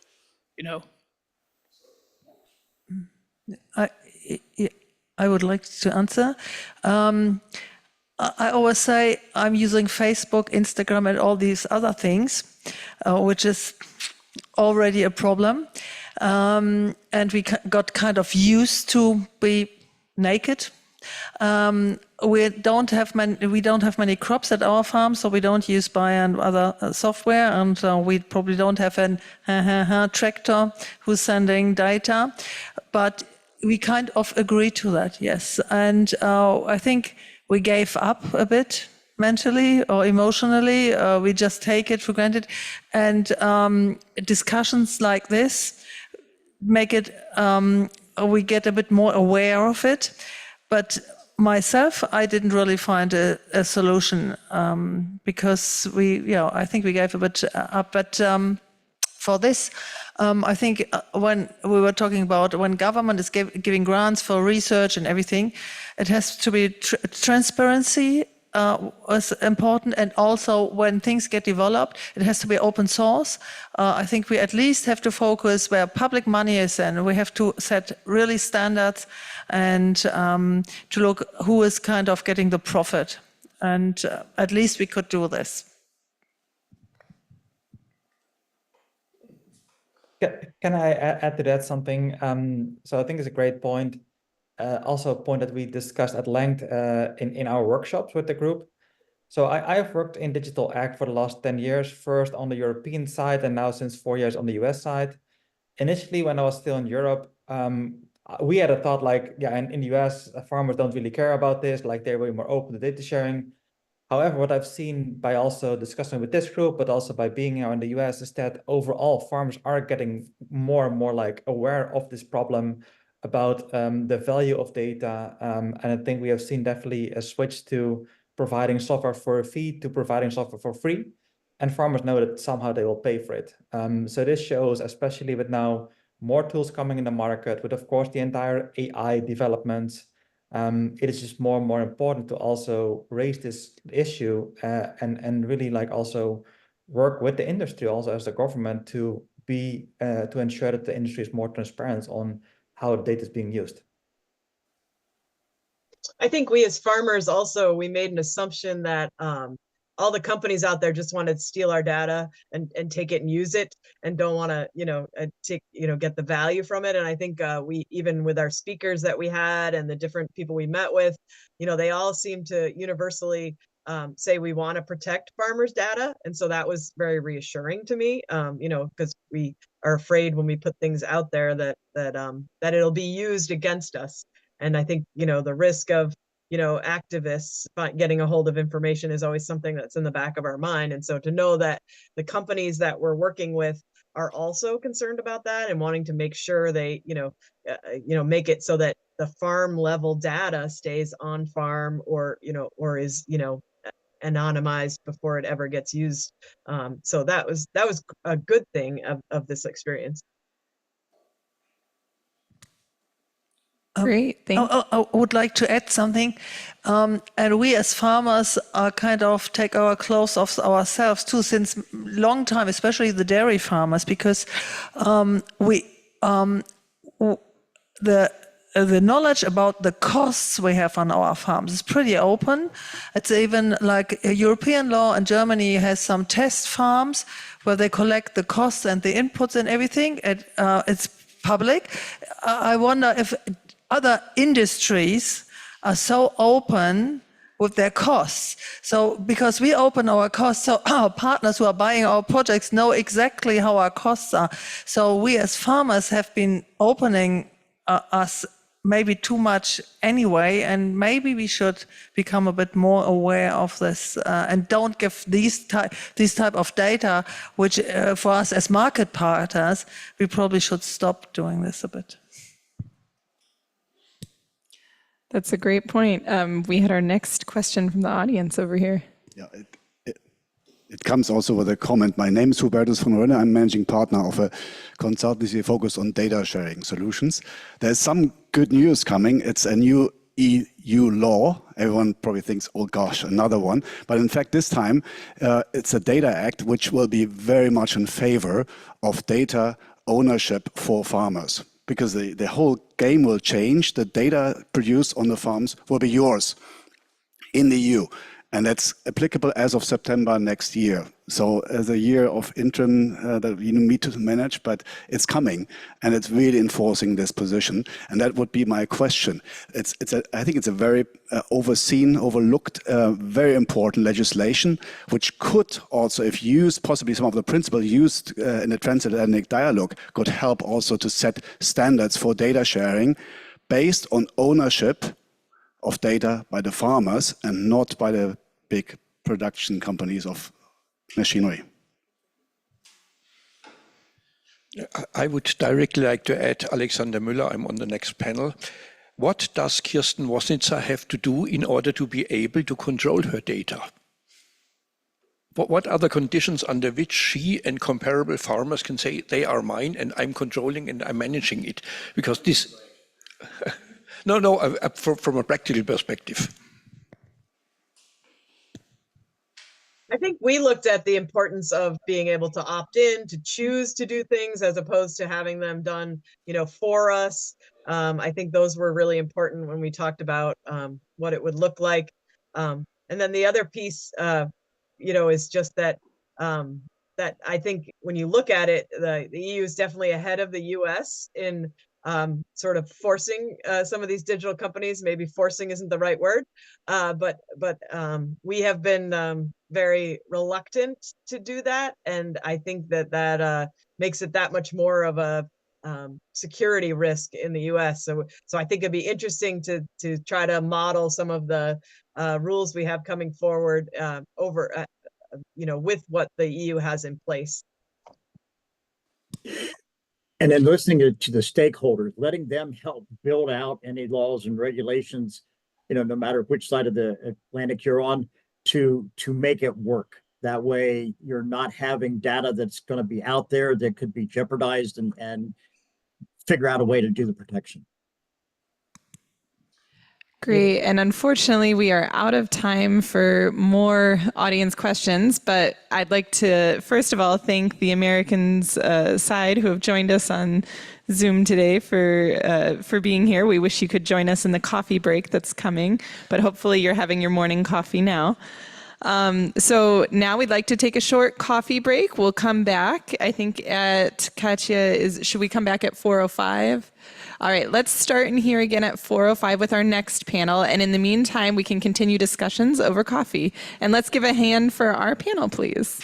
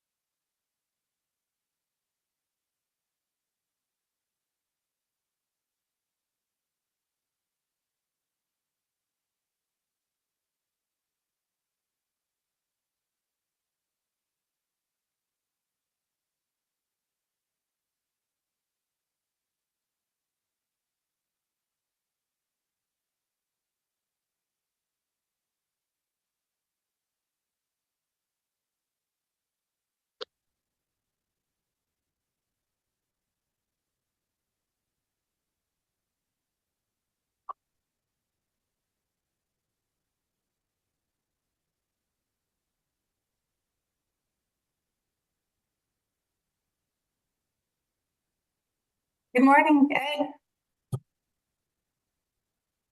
Good morning. How are you? I'm doing well. How are you doing? I'm doing great. I'm in the middle of vacation or the last day of vacation. So I'm on a vacation day too. I'm down in Botswana. Oh, wow. That's So really I was hoping this would work. So, yeah. Well, I'm not in Botswana. Like I said, it is technically I'm taking a vacation day. I'm zooming in from home today and hoping that my dogs don't get excited about the wild turkeys outside roaming around in the field and trying to become part of this panel presentation. Just remember, we're in an open meeting room. The screen you're seeing on there is in the meeting room. So just FYI. okay. Nope. I moved inside. I was going to do it from the porch of my room, except the baboons are out there fighting, and I was like the same thing. I'm like, too noisy, gotta come inside.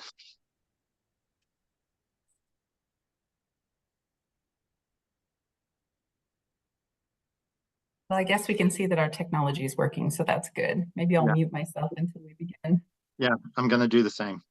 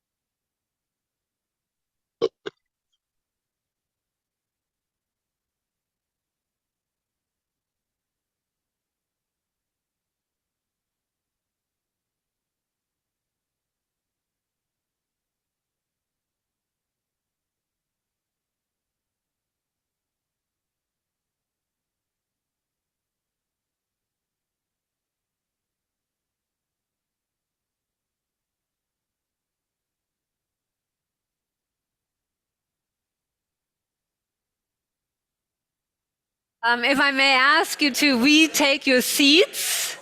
I know that the breaks are always what is especially fun, but we also have our online participants, and we also want to be conscious of everybody's time. So we want to continue with our exchange. And if I could ask everybody to just take their seats. And I promise you there will be some time later on to continue the chats. First of all, Lauren, thank you so much for the wonderful discussion we just had, which gave us a great overview of the issues which our farmers have been grappling with. I always say our farmers because we take ownership of all of you, have been grappling with over the last month. And you saw that there's also a great community and that they really understand each other. What we haven't done yet and what we need to do is we also need to know, before we get into the next panel, Kirsten, what is the product you're producing you are most proud of?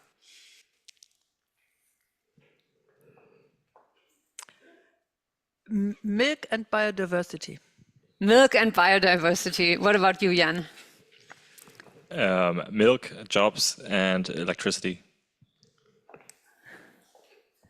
Yeah, same to me. Milk, jobs, and electricity use renewable. Okay. And what about you? Of course, milk. And biodiversity is a very important thing, and secure jobs in rural areas. I think is the most important thing. Okay. Okay. And where would you like to see more support from policymakers and government?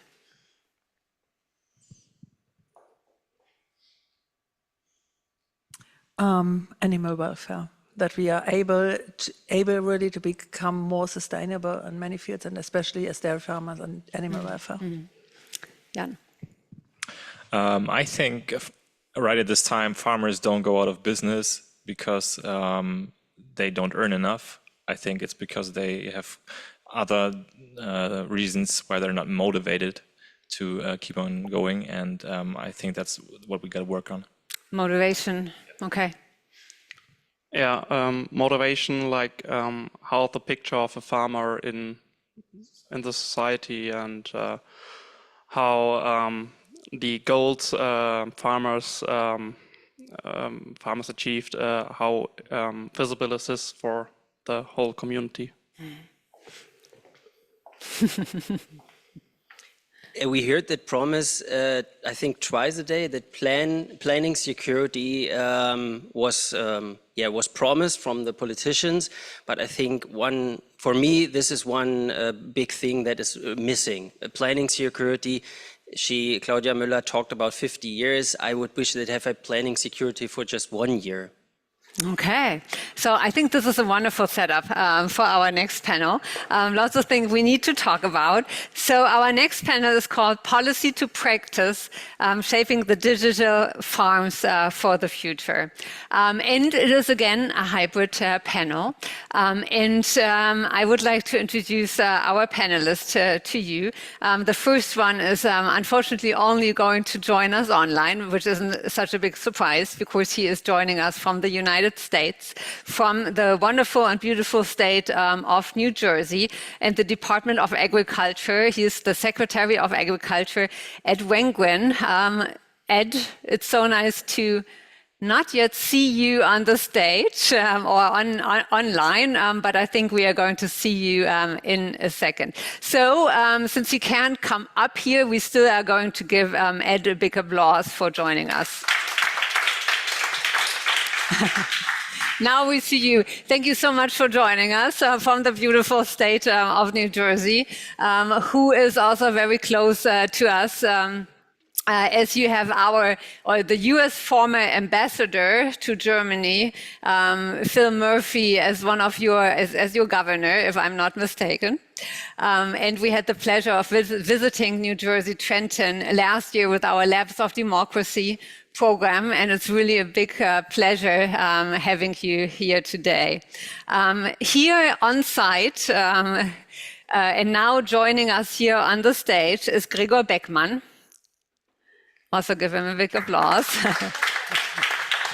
Free seating, only this one is taken so far. No, this is mine. So, Gregor Beckmann is Cluster Manager DACH from Lilly, Germany, and thank you so much for joining us today.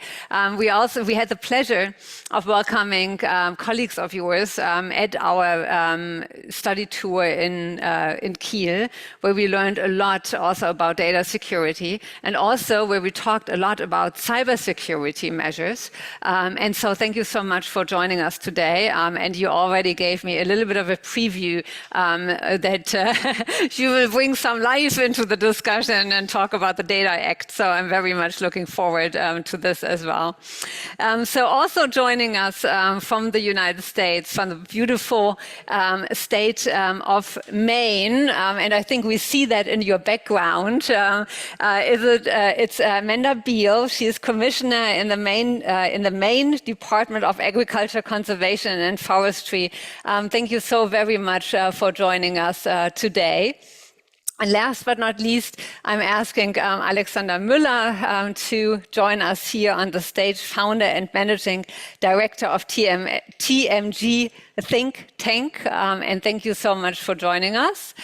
So maybe right next. Yeah, so perfect. And give them also a big applause.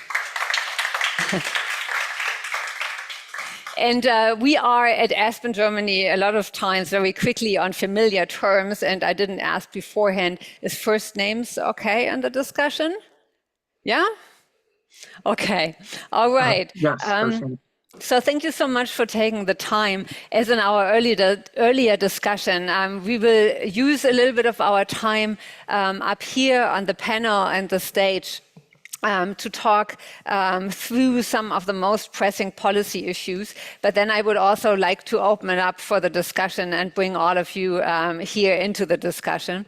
I would like to first start not digging into the digital issue immediately, but setting the stage.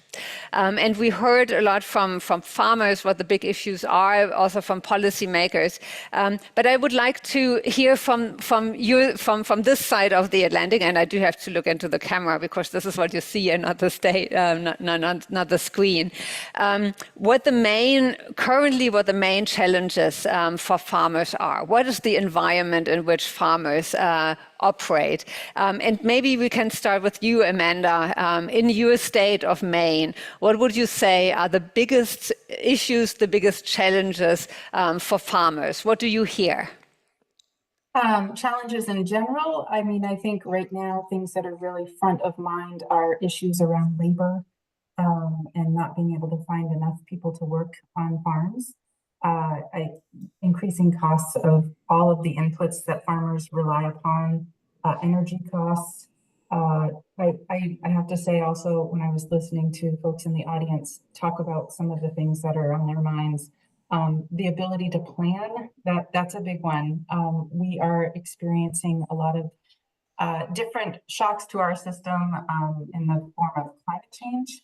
And so things that used to be very predictable, like seasons and when the frost would come and when things would warm up, when fruit trees would blossom, when you could plant and feel relatively assured that you were going to be able to have a viable crop. Those are all things that are challenges. And in addition, we're also, of course, dealing with, vector-borne illnesses that are also related to climate change that impact our livestock sector and public health. So those are just a few things that are on the minds of farmers in Maine.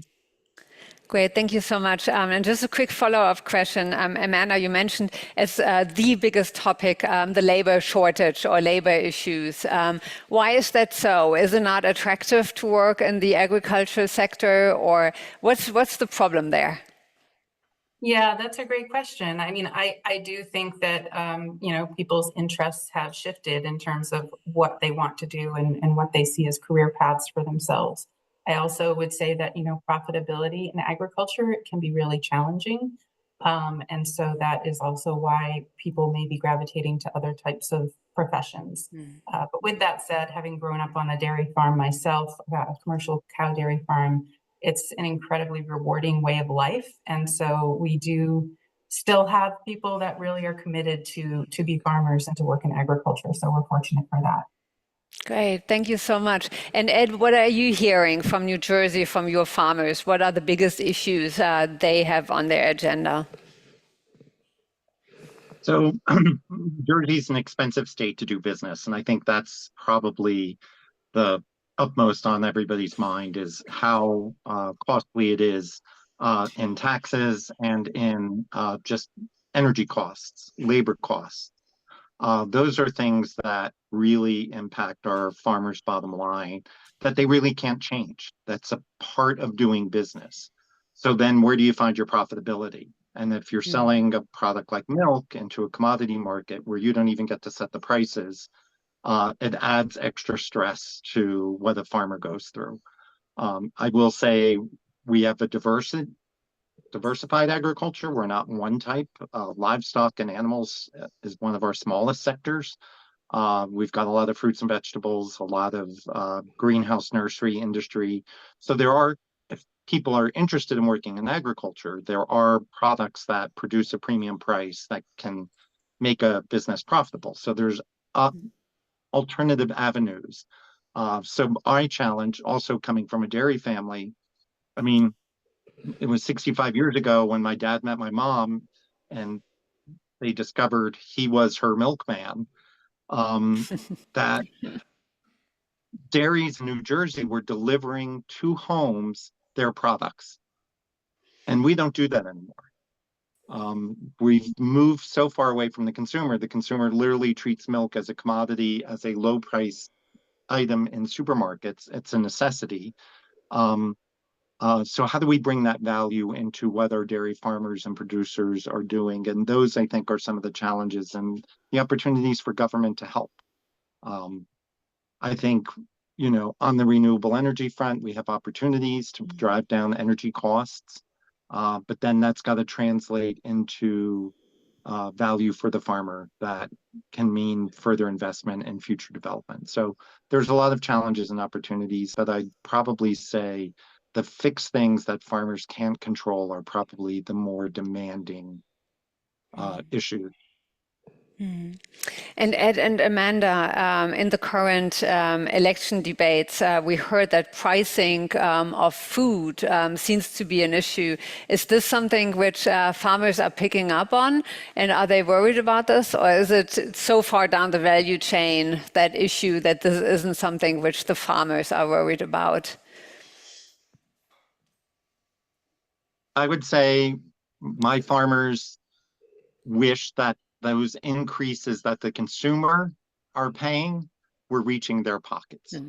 It's not always in every case that that's happening. And so there's a disconnect in the food system to what the farmer receives. Yeah, I agree with that. And I do think, you know, at the farm level, the reality of, as I mentioned, the increased cost of inputs and increased cost of doing business, I think that's more, you know, front and foremost for them. But definitely, I think that, you know, knowing that food is costing consumers more, but the farmers are not getting paid more, does not feel like, you know, it feels like a disconnect for sure.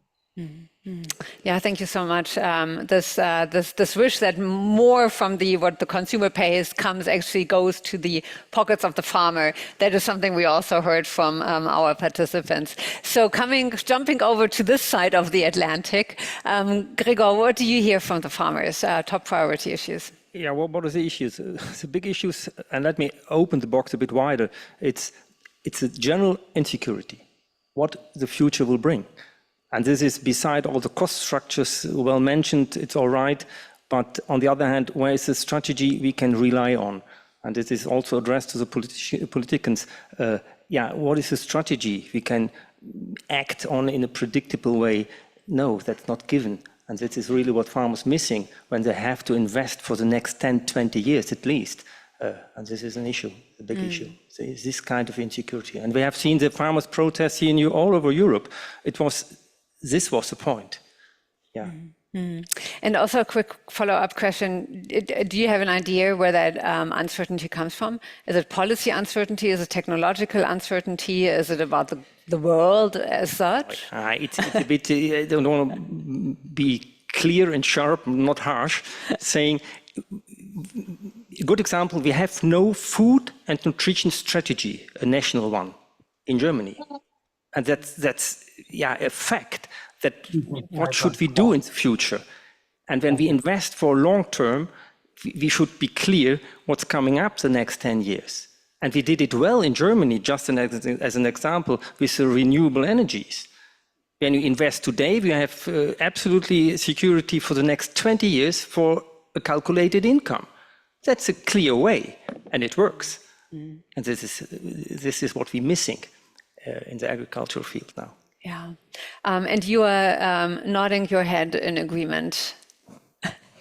Yeah, thanks a lot for inviting me. I would like to start with a very general comment. I agree with the overall message of the report that digitalization is one of the key drivers of change. However, it's not the only one. And the key question is, what kind of problems do we want to solve with digitalization? And if you talk at the international level to different disciplines of scientists, they are giving you completely different pictures. I've put together very quickly some key answers. If you talk to an economist, he says digitalization should help us to develop functioning markets and address the imbalance of power. And the question of concentration of power is an unsolved issue. If you talk to a social scientist, he tells you digitalization should help us that consumers can have access to affordable food, which means cheap food, the opposite of what my colleague from the US has just mentioned. If you talk to the climate scientist, he says mitigate, and adopt. If you talk to the hydrologist, he says the water footprint has to go down. If you talk to a scientist from the health sector, he says, let us drastically reduce the endocrine disruptors in pesticides. And the guy from the International Labour Organization says, have a look at the income of farmers, and I checked it over the weekend. Big poultry farmers in the US have a very, very low income and very high debt. Digitalization should help to address it. And all these problems and all these solutions come together at the farm of Kirsten Wosnitzer because she has to deal with it on every day. And the key question for me is how to create an enabling environment that farmers can address all the issues I have mentioned and even more. And therefore, my last comment, maybe the renewable energy bill 2020, 2021, and for transparency reasons, at this time I was state secretary in the Ministry for Agriculture, and I was part of the group of guys who drafted this. We had a 20-year strategy. And we made very clear that if you invest in renewable energy, including for farmers, you have a secure income, but it costs a lot of money. And I'm not so sure if it would be possible currently to draft such a regulation, because it was regulation, governance, and subsidies. And I think agriculture, to tackle the challenges I've mentioned, you need a similar approach. Yeah, thank you so much. And we come back to this in a second when we look a little bit more closely at the policies. But there was a wonderful lead over also now to the topic of digitalization. As you saw in the recommendations, the participants of the project, and we heard that before in the panel, identified 3 cluster areas, so to say. While you, Lauren, expected that there would be a lot more talk on labor issues and skills, it was actually not the most important issue, but it was nonetheless an important issue. So maybe we can take a closer look right into that topic. Since you are, you know how skills have to change to be able to operate also the machine and technology you are producing. How is the skill sets currently changing or the required skill sets? And is this something which people bring along? Is it something which is taught in schools, in dual education, on the farm? And what needs to happen to make farms digital ready with regard to also skills? Yeah, talking about the skills, let me introduce in a way that I say farmers are used to work with data for decades already. It's not a new thing. So the tipping point was, or is now, that in the past it was more a database, and they picked their own data from their own farm themselves, and they work with the data. Now the tipping point is that we have, with the cloud technologies, with more algorithms, with this more sophisticated technologies, we have more data. We gather all the data, and we provide then more a decision support, instead of only these are your data and work yourself with that. This is the change, and the skills. I think farmers, what I see, they are so open and so keen to work with digital tools. That's not an issue, not at all. It's more the infrastructure and all other things we have to touch. What is limiting today to adapt more, furthermore. But in general, there's an absolutely positive mindset, I see. Yeah. And what about the issue of data security on farms, though? Data security, fair question, and quite important one. Security is important, clear. We heard about the Data Resilience Act. No, we didn't heard it was a Data Act itself, but there is a Data Resilience Act coming effective soon. That mentions exactly, we have this regulation that we as provider have to make all applications safe. On the other hand, safety is first of all with us as users, as we have to do it with our own PC as well. And we have the responsibility on top to make systems safe. And that's what we do as Laley, definitely. We run right now a campaign for creating awareness, and then voluntarily provide also extra tools to make it absolutely safe. Definitely a needed one. Needed. Yeah. Alexander, what would you say? What needs to be done to address the labor shortage issue in the agricultural sector, and also the skills gap, which we might see? If you look at the wages and the labor conditions, you can see that working in agriculture, not as the owner of a big farm, but working agriculture is one of the most dangerous jobs you can imagine. All the statistics prove it. And therefore, the key question is, what are the labor conditions? What is the income?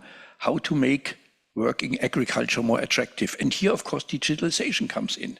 There will be a competition with robots dealing with removing weed from the fields. So will the picture of agriculture with digitalization and robotics change dramatically or not? And Kirsten Mosnitzer told me, don't forget to mention that this is only one issue. If you don't look at crop rotation, automatization will not mean everything. And therefore, I think we are at the beginning of another transformation of agriculture. And this will have a huge impact, especially on small farmers, and I'm coming from the northern part of Bavaria, and on part-time farmers. Are these farmers who are managing areas with huge slopes and low yields, will they be able to participate? What are the conditions under which they can do it? Or do we see a further divide between large-scale farming, and they will be well equipped with the help of my colleague here in data protection, everything, and those who are doing it maybe as a hobby, do it part-time, and they manage the landscapes. And here I see a need for governance in the different type of support. And by the way, if you look at what Ursula von der Leyen has commissioned for the next agricultural policy, she has commissioned a report by Peter Strohschneider, and whatever will happen with this report, they are addressing the question of how to differently distribute the subsidies according to per hectare premium or for the farmers in need. What they don't address is really to look at how to make all types of farms, small-scale farmers and others, fit for the future. Is this also a criteria? And here I think your report should look into it and should broaden a little bit the recommendations. Well, we actually did have a discussion on this, and we discussed a lot. Should it be merit-based? Yeah, well, because there, I mean, we heard that in the previous panel, because there are actually different opinions on this. You know, I mean, if you say it's supposed to be merit-based, who's going to make the judgment, and what are the criteria? Is it really the small farms or the big farms, and so on? So it's not. I mean, fair point. It's a good question, but I think the answer is not so easy, and that's. But that's why this report has been commissioned. Yeah. If it would be easy, the ministry would do it overnight by themselves. True. Maybe we can then also we pick that up, a job to do, and we jump over again to the other side of the Atlantic, and staying a little bit with skills, education, and labor shortages.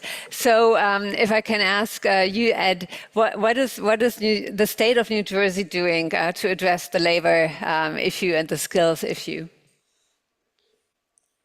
So we do a lot with our ag education programs. Also, I think farms individually meet those challenges on their own. As sort of was discussed, it's what does the small or the part-time farm, which we have a lot in our state, have access to. A large farm is going to make the investment in technology, in the equipment, in the staffing that can operate those new tools, because they have the ability, they have scale, they've got the resources at their disposal to invest and try something. It's risky for a smaller farm and a sort of husband-wife operation or brother or sister operation to invest in the kind of money that may, in the long run, make their life easier. But in the short term, are they going to see a return on investment when they invest in digital platforms that will help monitor the feed inputs, the milk output, the temperatures, the animal's health? It's easier for a small farm looking at 50 cows to do that themselves, and it's worthwhile for a farm of 500 cows to invest in the technology to monitor all of that information, and they just look for the hotspots instead of looking at each individual animal every single day the way a smaller farmer would. So I think finding that technology that can be scalable for a smaller beginner farm or a smaller farm that would want to grow, those I think are the challenges we have with technology. It's easy for the big people to invest in it. It's a lot harder for the small people too. So I think that's an area, and we do the same thing with sustainability practices. We're a little better at that, encouraging farmers to do conservation on a smaller farm, on a smaller scale, and helping with the cost share and those things. I don't think we've gotten there on technology yet. Yeah, thank you so much. And if I can bring you in, Amanda, what is Maine doing? Yeah, so I would say that, workforce and labor issues have been a real focal point for us over the last year. And in fact, Ed and I both belong to this, the Northeast Association of State Departments of Agriculture. And we've had several opportunities to share with one another in the Northeast, our 10 Northeast states, what are some of the promising programs and innovative ideas that are being implemented to try to increase interest in agricultural labor and agricultural jobs. So that's been great. And we're also doing some good deep dive learning with the Northeast Extension directors of the cooperative extension departments in each of our states. So those building those linkages, I think, are going to be really important going forward. But one of the things that I will say that we have done is we've definitely recognized the need for investment in agriculture infrastructure and technology as one of the tools that could help to resolve the labor crunch. We were fortunate in that we were able to access some of the COVID recovery funding, federal funding, and turn around and give it out in the form of grants to farmers and food producers and processors to help with those kinds of that kind of adoption of new technology, new equipment, new infrastructure, and the need far outstripped the resources that we have, and we recognize that as well. And so now we're working on standing up an ongoing grant program that will be available to farmers, food processors, and forestry operations that need investment, because again, we are a state. We're a state that's made up of mostly small to medium-sized farms, and as Ed was saying, the larger farms are faster to adopt new technologies. That's just the way it usually is, because there's risk involved. It takes time. One of the other things that we have been working on is over the summer, we've been facilitating a dairy task force to look at how we can best support our dairy farms here in the state of Maine. And we've spent some time talking about the need for technical assistance. So when a farmer, and particularly a small scale farmer, needs to look at, new technology, digitization, new equipment, there aren't a lot of resources for them to provide technical assistance to help them to understand what's the right product for them, what's the best fit. And so they take a risk when they make a decision, and sometimes they make a decision that doesn't turn out to be a great fit. So we need to really work on that. We know that every farm is different. There are unique characteristics and different attributes. And so we need to do more on the front of that sort of one-on-one technical assistance and helping people connect to the right technology for them. Yeah, thank you so much, Amanda. And you mentioned one important issue which the group also looked at, and that is infrastructure. And infrastructure being really important, hard and soft infrastructure, to really be digital ready and to put into practice what we see on paper or what we see already in the tech labs. So looking at, and let us just briefly stay before I hand over to you. I saw that you wanted to jump in. On the US side, Ed, are you happy with infrastructure in New Jersey? Is this up to scratch, or would you say there needs to be even more investment in infrastructure? And the same question also to Amanda. Happy with the infrastructure setup, or more needs to be done? More to be done. And I'll say, so we're talking about using technology and digital data and cloud sharing.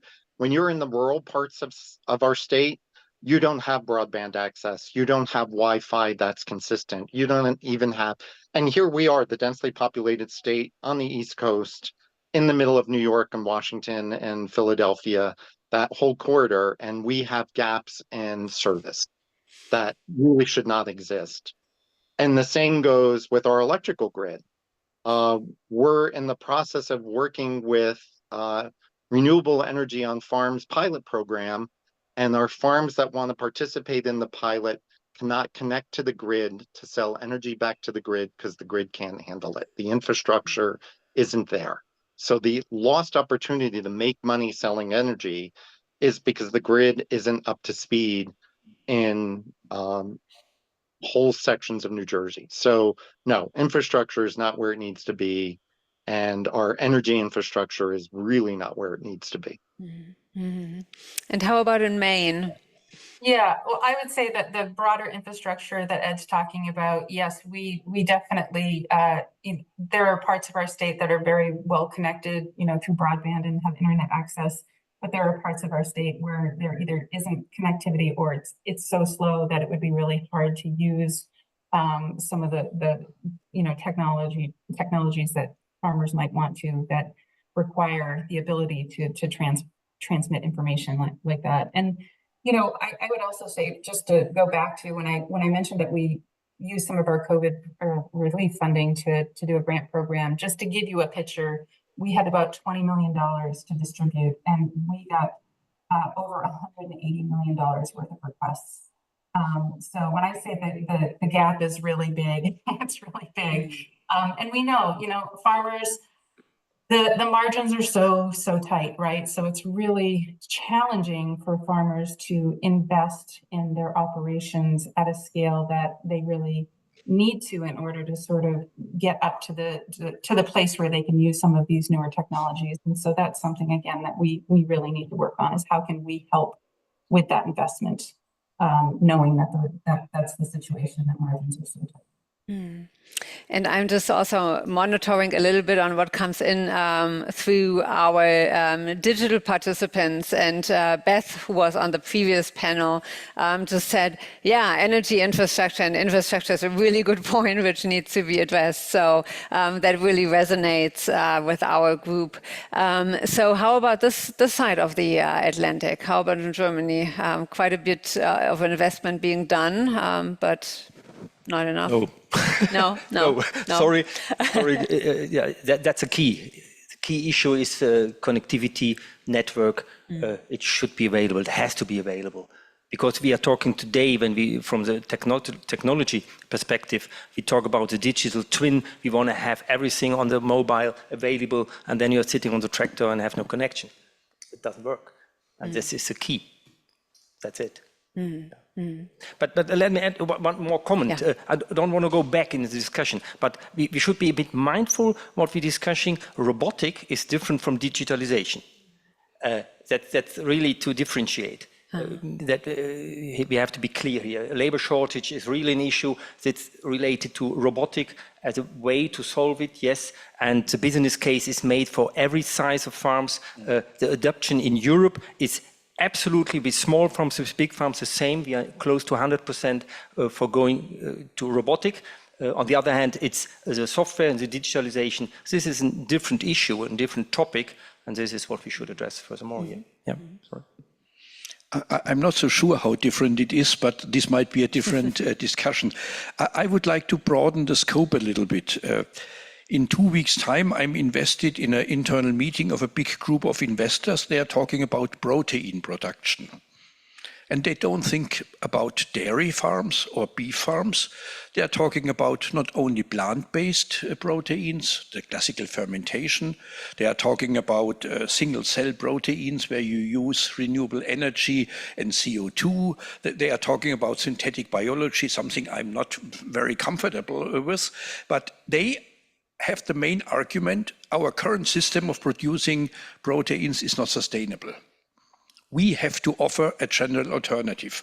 This is not my position. I'm there as the devil's advocate to say we can make agriculture more sustainable, but they're not convinced. And they're talking about billions and billions. And what I wanted to say is that if we focus on digitalization and livestock, we always have to look at digitalization and renewable energy also is creating a new pathway for different types of products. If the consumers take it or not, that's not my case. If I remember back to 2001, when we started the feed-in tariffs, the kilowatt hour of solar electricity was more than $1.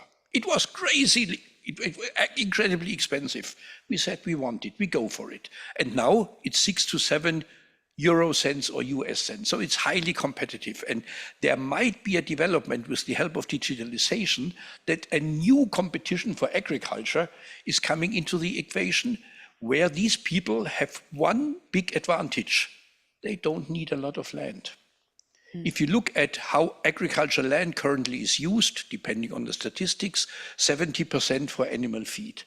And if you look at our sustainable development goals, we need land and more land. We need more land than we have for nature protection, for urbanization, for whatever thing. And we don't have enough land. And the competition on land will be one of the key drivers of change. And my question is, how can we make sure that managing livestock on grasslands is an additional advantage compared to industrial livestock? There are questions which also your report does not really address. Maybe they were also very controversial, but I think we cannot shy away from it. Otherwise, we do not see the full picture of digitalization. And how far is digitalization? Maybe you can explain that an issue for this, how to address the land use conflict? we have a lot of satellites looking at the Earth, a lot of data. They know everything, how much it rains and how much groundwater you have, and including where desert locusts are breeding and when they're going to swarm. But what we do not have is a governance of managing our landscapes. We don't have any governance of land use and land use change. We have it to a certain extent with deforestation and afforestation, but the question of how do we as a global community and you as the farmers on your farm manage the land, what are the competing demands, is highly data intensive. Who owns this data? Who makes business out of it? What does it mean for the farmers? This is somehow linked to it, and there are other related issues. And in our next panel, which is an open seat discussion, I think we can bring you back then also into the discussion, and maybe you can also provide some answers to what we just heard. This is also the time when I want to bring in you for our audience for questions. So the floor is yours. And it's also certainly already the opportunity for our project participants to jump back in. Yes, please, and the mic is coming. One of the panelists was saying, that it takes us 20 years to establish the energy farmer. But I think we have to look for the next 20 years.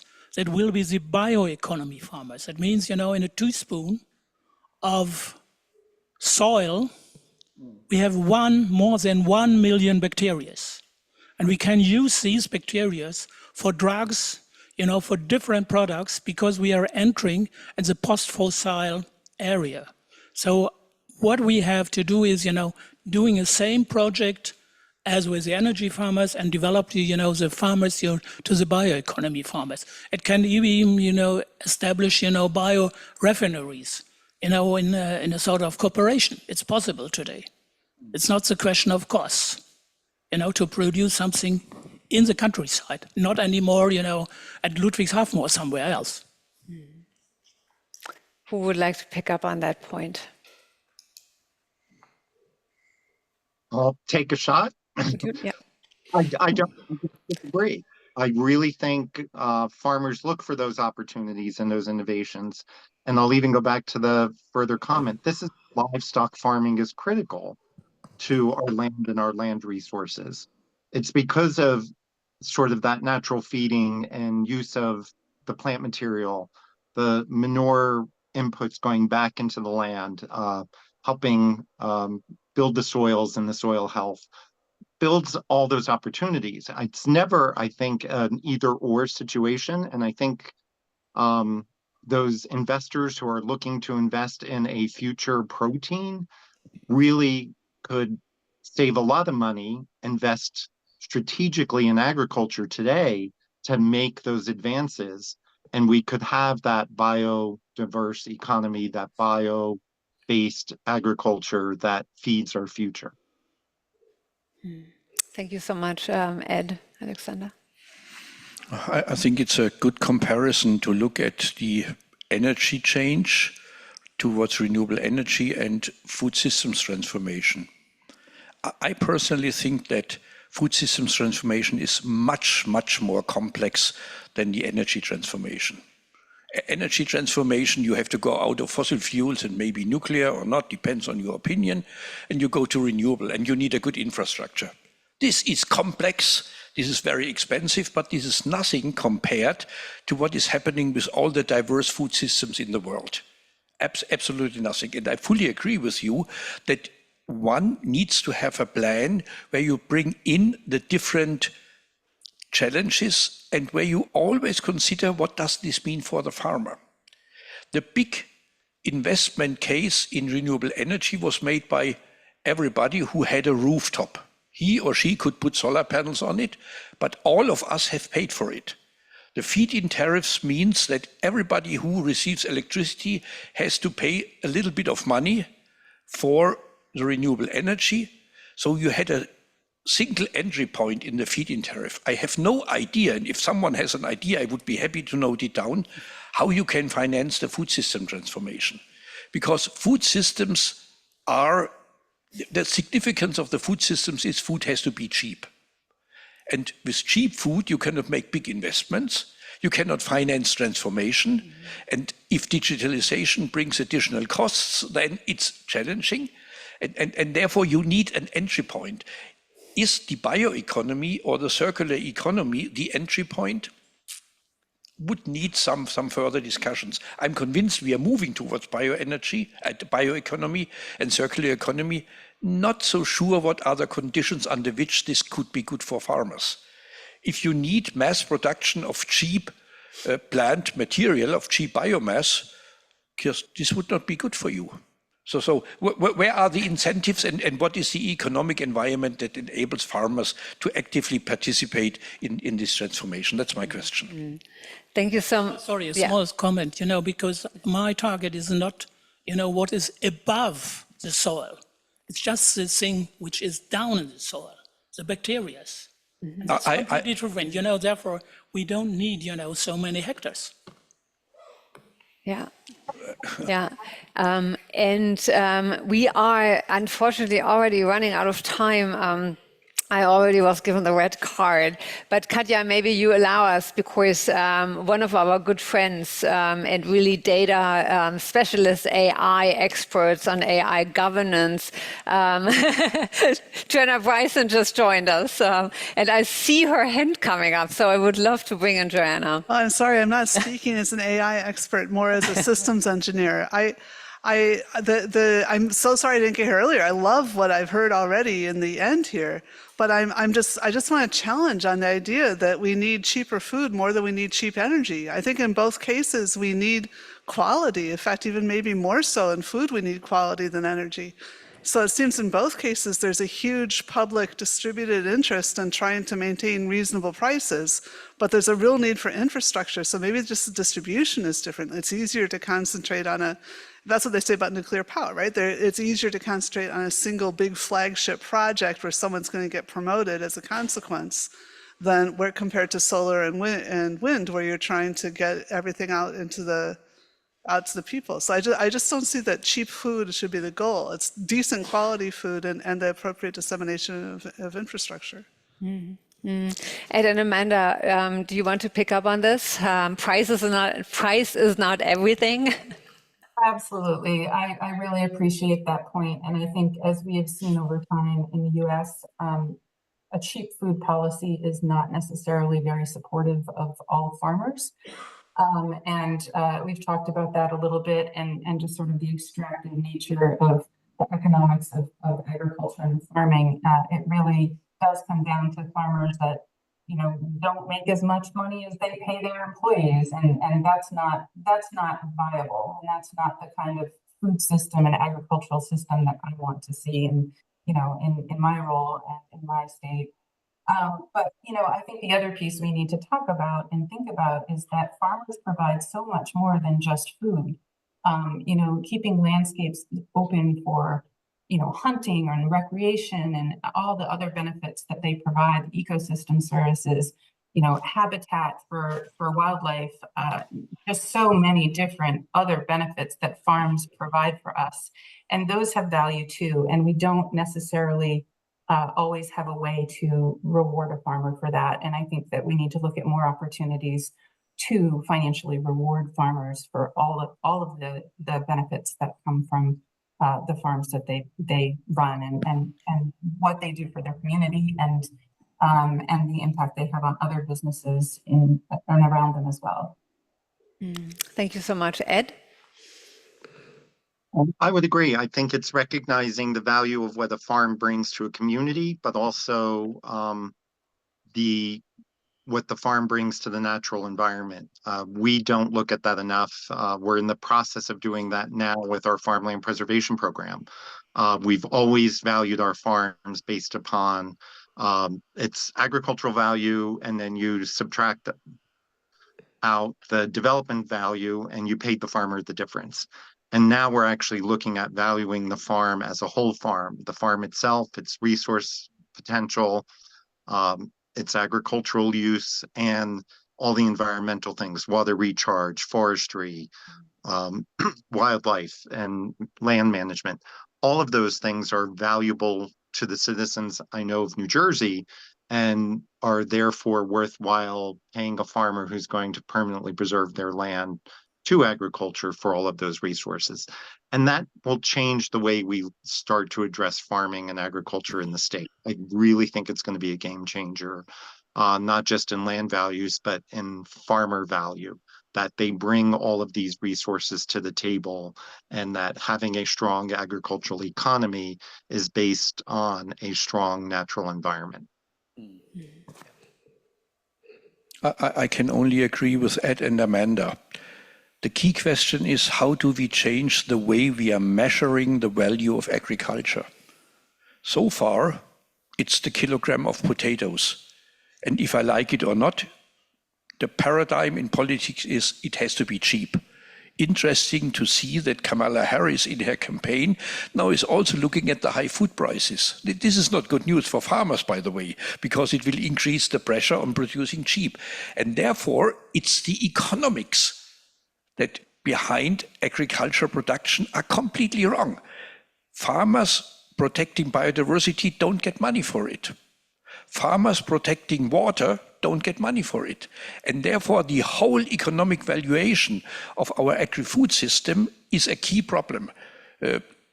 I was member of the working group on TEEP agri-food, the economics of agriculture and biodiversity, by UNEP and FAO. And there are a lot of people working on changing how we value the work of the farmers, how we bring in natural capital into the equation, how we bring in social capital into the equation. And one of the countries that seems to go in this direction is China, because they don't have a lot of land, they have many people, and therefore they know that feeding their people also, not only, but also depends on the natural capital in their country. And therefore they are now currently evaluating the whole country. What kind of natural capital do we have? The next interesting question is, what does this mean for the agricultural economics? And of course, China will do it differently than US and the European Union. But more and more people recognize that the natural capital has a price of 0 currently. And this is wrong. We cannot maintain and build on natural capital for the price of 0. Thank you so much. And last but not least, Gregor. Let's bring the cows back into the game. We can change the world, yes we can, or we cannot. But for sure, in all this discussion, we need the ruminants to feed the world. That's my statement. And beside all other protein production, we need as well, in the growing world population, we need cows, definitely. That's a clear statement from our side. Well, there we already have our social media feed. We need the cows. Well, thank you so much for this wonderful panel, this truly transatlantic panel. There are so many other questions I would have loved to ask you. So a big job for you, Katja, in a second to moderate the next panel, to pick up on a lot of issues left which we haven't addressed yet, like who owns the data, how to transfer the data, what to do transatlantically. But first of all, give the panel another big applause. Thank you so much to Amanda and Ed for joining us virtually, and also to our panelists here. So thank you very, very, very much. Before I hand over, or actually, Katja, I could hand over to you right now and you introduce our next farm visit to us. Katja is the mastermind behind the whole project. She is not only the intellectual soul, she is also the heart and soul of the project, you are, and you brought us here. So thank you so much, Katja. You now take over. And the floor is yours, and thank you so much. Thank you so much, Stormy. Yes, I think I know almost everyone in the room, so it's nice to have friends with us today. And Lena, I'll just let you hit play. We have our second farm tour, this time from the US side. Welcome to Day on a Farm. Dayona Farm is located on the shores of Lake Champlain in Shoreham, Vermont. Currently, the 3rd generation owns the farm and the 4th generation is employed here. We milk about 1,000 cows, have 700 heifers, and raise about 200 Wagyu beef cows. All of our milk is marketed to Agrimark Inc., who makes Cabot cheddar cheese, and we have about 17 full-time employees on the farm. My name is Courtney Bannock, and I am the herd manager here. This is our bedding recovery unit, or BRU. All of the manure from our cow barn is pumped underground via hydraulic pump over to here. This screw press here squeezes out the excess liquid that goes back to our manure pit. And here the solids come out much drier. And then they drop down this hopper into the drum beneath us that spins like a cement truck drum for about 24 hours at 160 degrees, and it completely sterilizes the bedding. So after a full 24 hours at 160 degrees, it comes out as this dried manure solid, and this we actually use to put back underneath our cows as bedding instead of purchasing in sawdust or sand. Okay, so here we are in the cow barn. In this barn, there's about 800 of the 1,000 cows and 2 pens of about 200 and a small fresh group here. Amenities for the cows include the fans and the sprinklers that run most all the time in the summer months. The fans actually stay on all winter, just at a lower speed to keep fresh air moving. All the cows are also outfitted in these SCR collars that you can see on their necks. Those collars allow us to get activity and heat detection on the cows, as well as rumination. The addition of the collars this year has proven to be a really beneficial technology for us. It's allowed us to eliminate needing an extra person to do basic health work on the cows. And this way we're only looking at the animals that either we need to breed or that we need to treat for some reason as the collar thinks they're sick. So this has been one of our biggest technology advances this year, and it is by far paid off already. All of our calves here are raised in these individual calf hutches.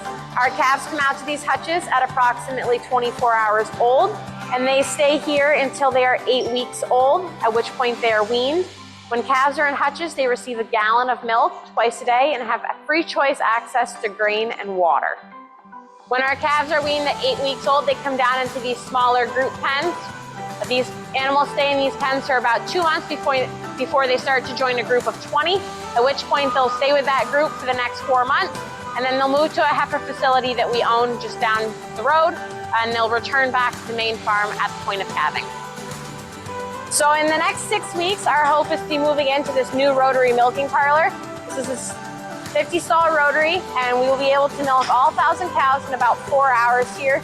The rotary is going to allow us to get milk weights from every shift from the cows, as well as have a semi-automatic pre-dip and a fully automatic post-dip function here with just a worker attaching machines. The cows will exit the rotary into a store area where off of an ear tag, they will be able to be sorted into a gate, separated for treatment or for vaccine purposes or for ease of movement.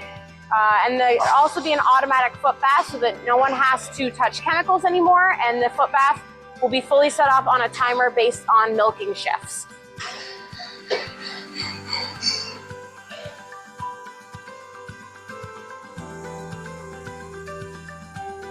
Most of you didn't know today, coming to an event in Berlin, that you would also visit 2 farms on one day, on 2 different continents. But that's one of, I think, our favorite things about the project is actually getting to experience and see how different the farms are, on both sides, but also within Germany, within the United States. So hopefully to give you a little peek into that. But I am really excited now. So I lead our Transatlantic program at Aspen, and that means Transatlantic is one of my favorite things about our Aspen mission. And so I'm happy today to get to moderate an interactive discussion with 2 amazing speakers focused specifically on the transatlantic dimension of this project, the transatlantic relationship around agriculture. So I'm happy to bring up to the stage 2 speakers with us, Hans-Peter Lampen, who leads is a referent, I never know how to translate that, we'll say desk officer, for the section on the Americas. And I know you have many, many different countries in your portfolio, working with the Federal Ministry for Food and Agriculture in Germany. So I'll ask you can grab a seat up here, maybe on that side. Sounds good. And then second, I'm also happy to bring up Nicholas Rubio, who is the agriculture counselor at the U.S. Embassy, but working with the Foreign Agriculture Service as part of the United States Department of Agriculture. So thank you for being here. We work with all of you so closely, so it's nice to actually see you and have you on stage with us. Another favorite part of the mission at Aspen is that we focus a lot on constructive dialogue and engaging diverse perspectives, bringing people together who might not normally, and making it an interactive conversation. And I think you might notice there is an empty chair next to me right here. So how many of you have experienced or been a part of a fishbowl discussion before? Oh, okay, so we've got a new experience for most people today. So a fishbowl discussion is basically that it gives you're a part of the panel. We've left a chair here open for anybody who wants to come up throughout the discussion, to ask a question, to voice an opinion, to launch into a new kind of topic area. We just ask that you make sure that we kind of free up space throughout the discussion, so don't camp out here for the full 35 minutes. But we're happy to have people join and be part of the conversation. So just having said that, thank you guys for being here. Maybe I can get us started to get us warmed up. I see some nervous faces out there in the audience. Talking about the transatlantic relationship around agriculture sometimes I think is quite vague and abstract. Maybe you can let us in a little bit on what it looks like on a day-to-day basis. How are you working on this topic on a day-to-day? Nicholas, please. All right. Well, thank you very much, and thank you for the invitation, and congratulations for this program. I have to say first, this is my first fishbowl discussion, and when I got the invitation and I talked about it at home, my 9-year-old told me, "Oh, I've done that before." So she's part of the student government program in her school, and she gave me some tips about how to do this. So let's see how it goes. But in terms of the transatlantic relationship and the day-to-day, we talk often with the Ministry of Agriculture, and from the American Embassy perspective, representing the U.S. Department of Agriculture, we do it in different ways. Today, for example, here I am, and my team, members of my team here, listening to the issues that you found out during the program, and the policy recommendations that you offered. And for example, with the ministry earlier, Secretary Mueller spoke about her trips to the United States twice already. So together, we set up visits, for her and her team, and then the German delegation to see more about how the United States is handling some of these issues. Have interactions with our leadership back in Washington about how to look, how do we look at sustainability? How are we addressing this topic specifically and others? So of course, then we have a new day tomorrow, and we're going to be focusing on trade promotion and promoting agricultural exports to Germany. Again, earlier in the discussion, Ms. Mueller talked about how Germany and the United States are very important trading partners. So that's another way that we're, supporting our relationship, and of course, many other ways too. Thank you. Yes, thank you very much. Also from my side, thank you for the invitation and congratulations to the paper. Earlier this day, it was mentioned that it will be worth to listen to the recommendations, and I can promise we will listen. And yes, I'm really happy to be here, and thank you for the inspiring discussion so far. Yes, I think one of the best things in my job, and I think Nicholas will agree, you usually come home more wiser when you left in the morning.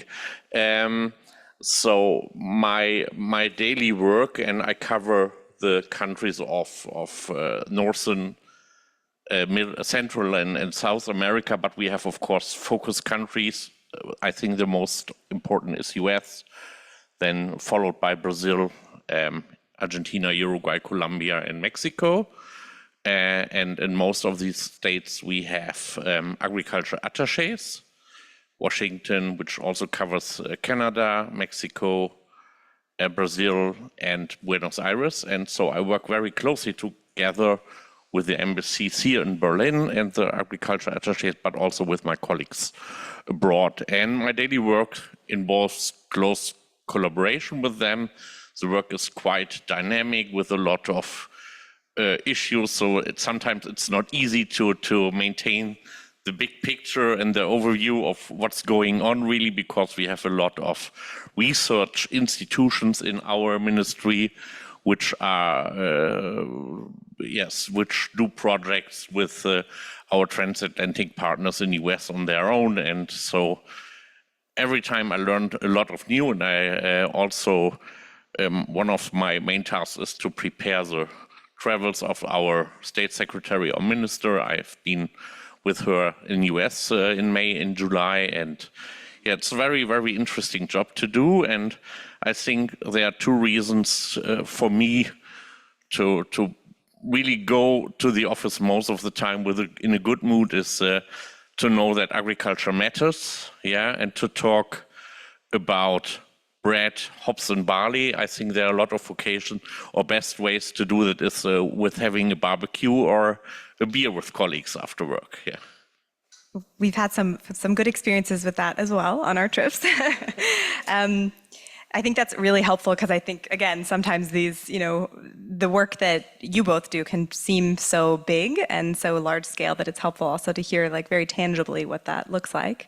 And one of the reasons we have also selected the topic of agriculture, not just because of a focus on, trying to engage more with rural regions or with a new, group of future transatlanticists, is also because agriculture hasn't always been the easiest topic in the transatlantic relationship. And I think especially, around, some of the approaches that differ on both sides. And so, Hans-Peter, I know you were in the U.S. this year several times. Maybe you can talk a little bit about how you experienced or how you see, what differences you see between U.S. and Germany's approach to innovation, to technology. Yes, I think before I can say both countries recognize the importance of technologies and innovation in agriculture, but their approaches are, as you already said, shaped by different priorities, maybe also consumer expectations, and also, of course, regulatory frameworks. We, as an EU member state, are directly linked to the CAP. So it's important to know, I think. But I think we have common goals, a lot of common goals, and common interest as value partners. But I think one of the elephant in the rooms, or the elephant in the room, is the question of GMO. Yeah. GMO, for example, German consumers are very skeptical of GMOs, and in non-EU countries, maybe there's a broader acceptance of GMO in agriculture biotechnology. So Germany places a strong emphasis on sustainable and organic farming practices, but I've been, frankly spoken, a bit surprised that US does as well. So I came with a kind of prejudice to US, but we visited the Rodale Institute, which was a really, really quite impressive experience for me to learn more about research on organic farming. And so we can learn a lot. So yeah, I can say as a conclusion, there are more things we have in common than differences, but sure there are differences. And I think the most significant one is the GMO question. Nicholas, do you want to add anything? Definitely. One of the main objectives that that we are focusing on is to, work on these misconceptions that we have between, Germany and the United States. And I'm sure, in this discussion, all of you can talk a lot about the similarities that we have and the challenges that we're facing together. So of course, you have issues like GMOs or new genomic techniques that often, Germany and the United States, we just don't see eye to eye on issues like that. But when it comes to sustainability, when it comes to, dealing with climate change, when it comes to sharing information to improve our practices, I mean, that's an area that we're working very closely. And when this German delegation went to the United States in July, led by State Secretary Mueller. They visited one of the climate change hubs, a USDA program of over 10 years in different areas of the United States. This one specifically in the Northeast, looking at how extension services, research, practical solutions can all come together to work with the farmers to address those challenges. Just like we have conventional agriculture, we also have organic. We also have we have farmers that accept GMOs or new genomic techniques, others that don't. Of course, the topic of today with digitalization. I mean, this is a big issue for us in the United States. More or less over 20% of our farmers don't have access to proper internet, right? To connect to Wi-Fi, to connect to broadband, and then be able to use those technologies out there that can make you more productive and more efficient. So there are a lot of misperceptions about the United States, and I think what you're doing, or what the Aspen Institute is doing, and the strong relationship that our offices and our governments have, is a way for us to continue to get closer and continue to see that yes, we may be different, but the goals are the same, the approaches are different. I think too, exactly what you just mentioned, the topics change. Please take a seat. The first fish, there we go. I'll hand it over to you. Okay. Yeah, so thank you so much for your very interesting insights. I think today we talked a lot about the digitalization and the future of agriculture. And I was wondering, so in Germany, but also in the US, you have farms of very different sizes. So there are a lot of small farms actually in the south of Germany, but also I think in the US there's some small farms. And then there are really big farms. And when it comes to digitalization and using these new digital tools, this requires a lot of large costs, difficult investments. Are there any initiatives, policies in place to kind of ensure that there's equal accessibility for all these different sizes of farms? Was there any room for transatlantic cooperation? Thank you. I'll go ahead and start. Yes, they are. And a big one since last year is partnerships for climate smart commodities.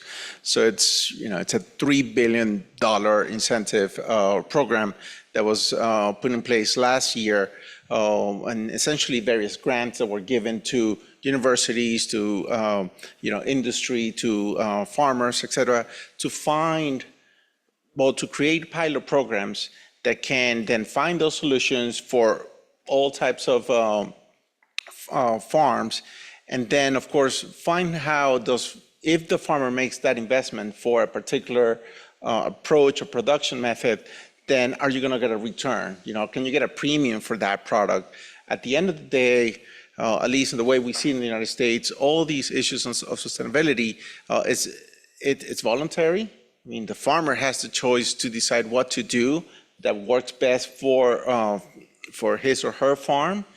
And of course, if you make the investment, that can be costly, as we discussed all afternoon, are you going to be able to get that return for investment? So partnership for climate smart agriculture is one of several initiatives with funding behind it from the U.S. government to look, essentially a public-private partnership and find those programs that then can be used and implemented by the farmer, depending on the commodity, depending on the production systems.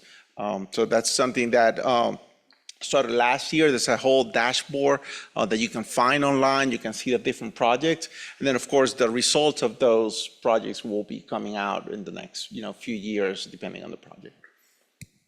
Yeah, may I add regarding broadband access? I think it's not only a question of agriculture business, and it's a question of whole rural areas, because lot of economy which takes place in rural areas is affected by this maybe not so good conditions. I know from my hometown, I'm from the northwestern part of Germany, and when I visit my sister, I don't have any LTE or 4G there. Yeah, I cannot use my cell phone, and it's a town with about 7,000 people living there. So I think it's not only an agriculture question, but also, and I think maybe there's room for collaboration to learn from each other how frameworks, how programs are set up to support better access to broadband, and also to support other digital issues, of course. Maybe I can also pick up on this, possibility for partnership and learning from one another. Thank you, fish number one. No, just kidding. Anyone else who'd like to join is welcome at any point. But so, yeah, Kirsten, please. Maybe I can add in one question first, but the EU-US collaboration platform on agriculture, the Trade and Technology Council, these are established systems and platforms basically that are designed to facilitate connectivity and collaboration.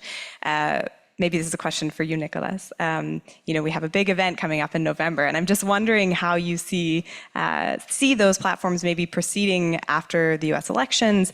What we can do to you forgot about the election. I thought you were talking about the Aspen Institute event in November. We are also doing an event in November, but no, thinking specifically about the U.S. elections and Germany's elections next year. What do those platforms look like long term, and how can we strengthen them to help facilitate a more resilient and structured collaboration long term? Well, and you mentioned the EU collaboration platform on agriculture, and after the elections, depending on the results are, we'll see how those exchanges will continue, or the initiatives or priorities that will set under that exchange. But just for background, I mean, this was established a couple of years ago, at the EU level and the United States to share practices and lessons learned on the agricultural sector. Of course, coming from a time where we had some difficult exchanges, and I think if there's one success out of that that initiative is the trust that we have been able to gain on both sides, right, on how to address, how to talk about this issue. A lot of exchanges, a lot of visits, from high-level officials like Ms. Mueller and others at the EU level. I think that will continue. We trust that it will continue. Of course, the priorities may change depending on the outcome of the big event in November. But if there's one thing that is true, I mean, we continue to talk when it comes to ag issues at different levels, from the technical level to our leadership. And there are a lot of programs within USDA specifically that they have survived from one administration to another. One example, and we talk with the ministry often about this, the USDA climate hubs. Those don't know what I'm talking about, Google it, you'll find it. There's a lot of good exchanges that are happening within the climate hubs. And, these were started under, President Obama. It continued during President Trump, and it continued during, President Biden. So over 10 years of a project and investments to essentially address, the many challenges that we have discussed today and in other forums as well. And may I add, I fully agree. I think there are two simple reasons. The first one is the success of this platform, and the other is it's crucial for both, for the US and for the EU side. And I think it's helpful to underline these every time. Yeah. Great, Kirsten. Thank you, because this was one question I wanted to pose a bit about this platform. We checked it a bit while we were working, and we didn't find digitalization as part of it, and it would fit into all the three items or topics you were addressing. So we were wondering why we couldn't find this. The next thing is TTIP. I mean, we've been talking about a lot of things, and we really liked each other, and we found a lot of things in common. And we didn't really talk about TTIP because it's difficult. And we were talking about interoperability, of course, that we are dealing with a lot of techniques and products from the US, so it would software whatsoever. But also when it comes to trade, transparency in the products and transparency in the processes of products, and transparency in standards. So where are we going? So a friendship is nice, but we also have to talk about trade. So that was the hard-hitting question. Yeah, it was a bit talking about digitalization. This is also could this help making it doesn't have to be called TTIP, but could digitalization help to put in more trust in these trade agreements, to make it more transparent for us as citizens or farmers, as producers? That was a question. Okay, let me try to answer. It's a very complex issue, the TTIP issue, but I think digitalization or the use of digital technologies can really help to bring more transparency to consumers, to policymakers. But I think we are in a kind of tension field. Yeah, we already have talked about data privacy, who's the owner of data, and data, open data, and access to data. And I think that's a crucial thing. The Digital Act coming next year has been already mentioned.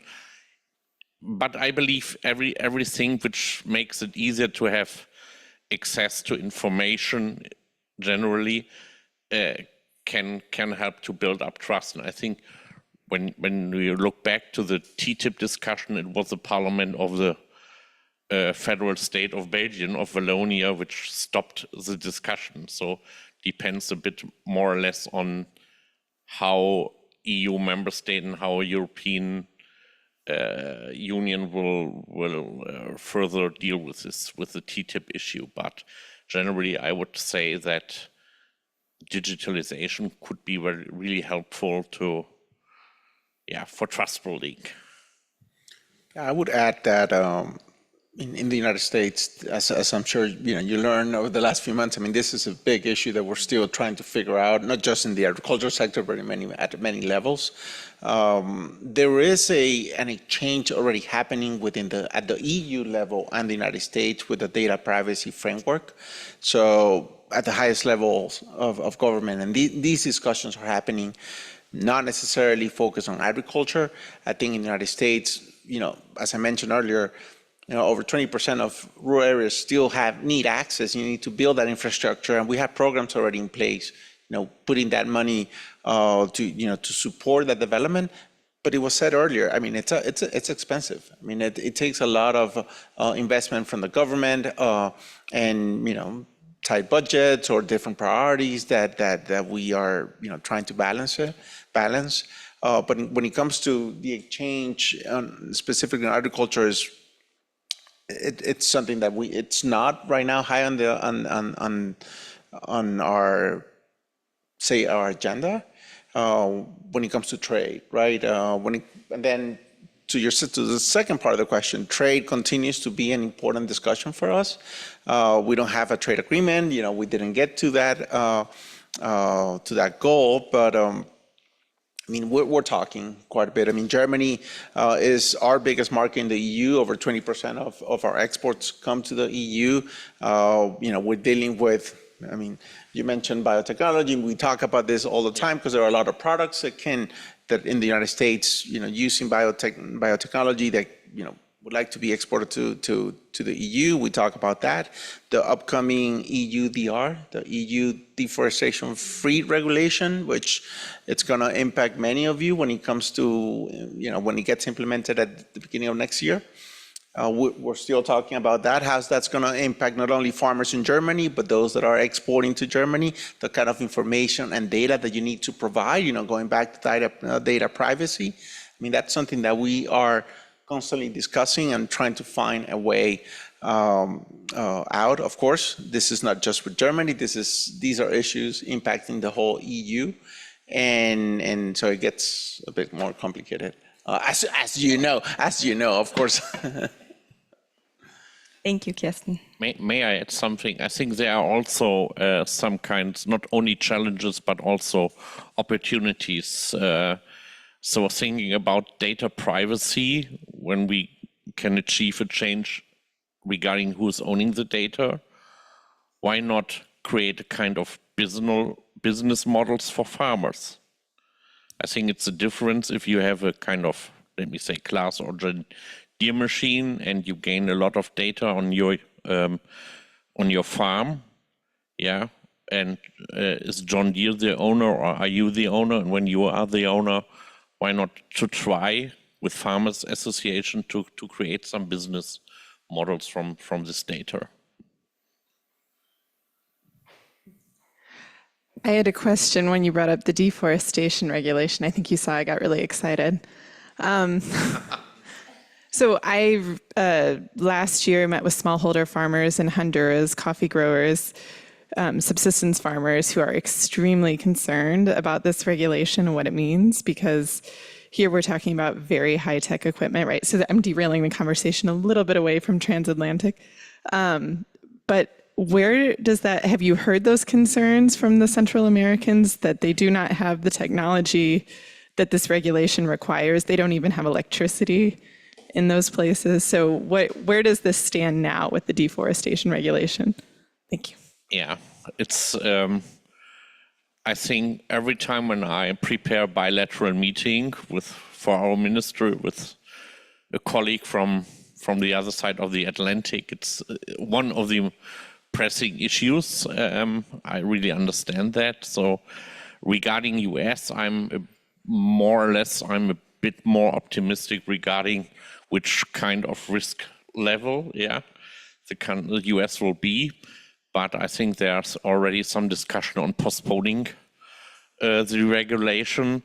And yes, for example, for Brazil and Argentina, it's a really pressing issue, especially for smallholder farmers, because if you need some technologies like traceability systems, yeah, that means costs. Yeah, and if you are a smallholder, it's not easy to cover these costs. I've been to a kind of workshop in Brussels where the Argentinian colleagues present their traceability system for soy and beef called VSAC. Yeah, the question was the question to the EU Commission was would EU Commission recognize the system? And the answer was, it's not the job of the EU Commission to recognize any traceability system. It's the responsibility of the companies who import these goods. Yeah, so there are a lot of open questions. I fully understand the concerns, and we are. I think when Minister Özdemir, Secretary Wilczek will meet next time, it's still on the agenda, but I think we are approaching more or less to a kind of solution. Well, if I can add, so Minister Özdemir and Secretary Vilsack are meeting at the G7 meeting later this month. It's no secret that EUDR will be on the agenda, but then after that, back to discussions on how we can collaborate and exchange information. Climate change is one area that there's a lot of discussions and a lot of things happening already between our countries.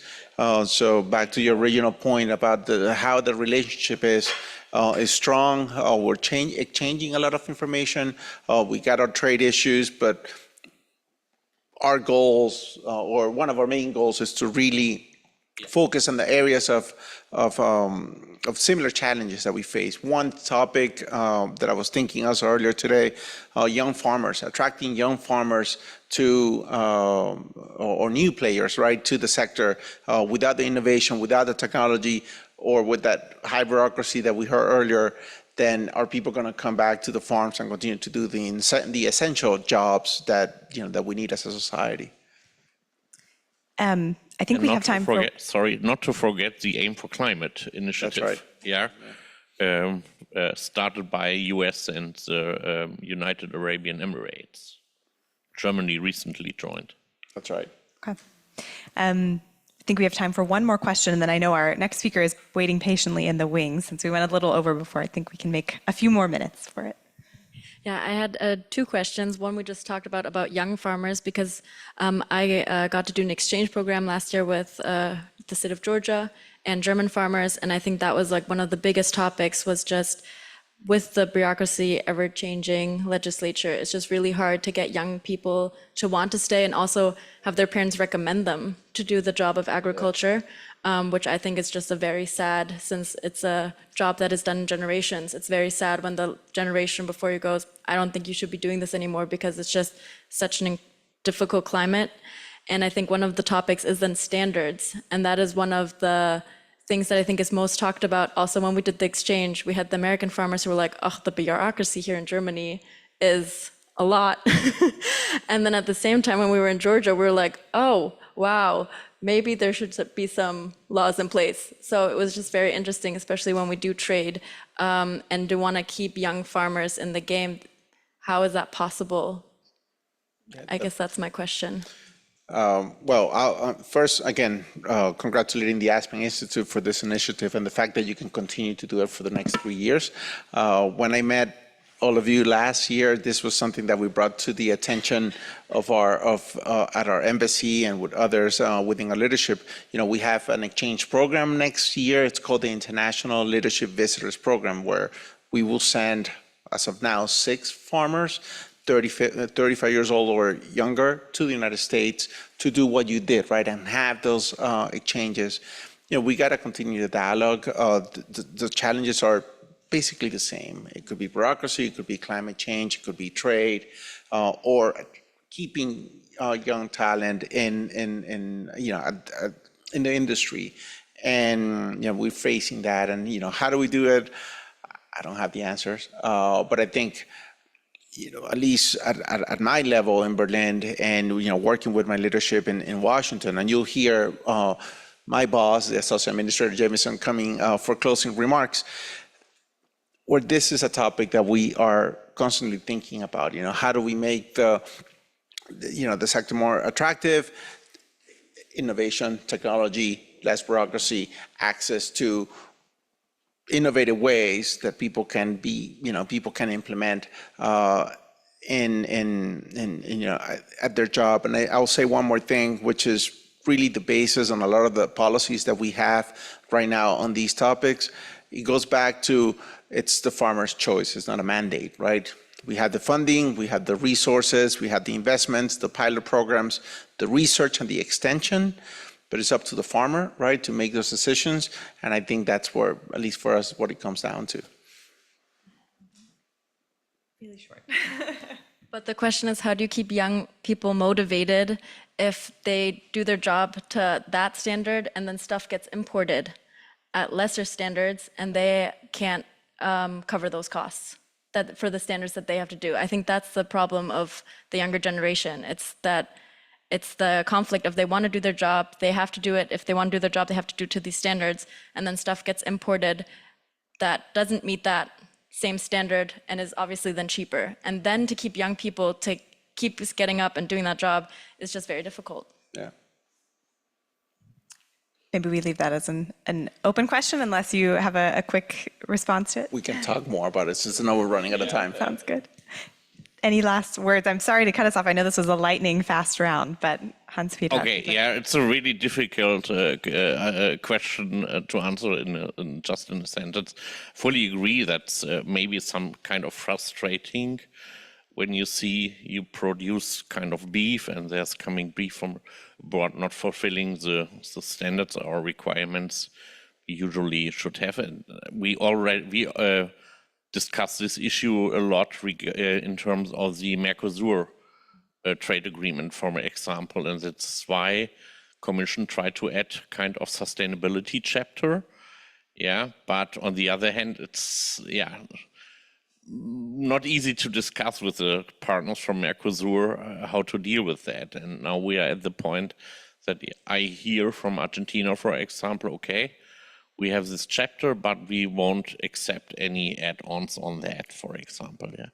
So there are kind of two sides of the medals, of course, but I think what is needed to keep young farmers in the business are kind of perspectives, yeah, and and some support to fulfill the standards. And then when we are talking about standards and when we are talking about animal welfare, I think we are really quick at the discussion of price again. What does it mean? Do we need a kind of sustainability price, or I don't know the answer.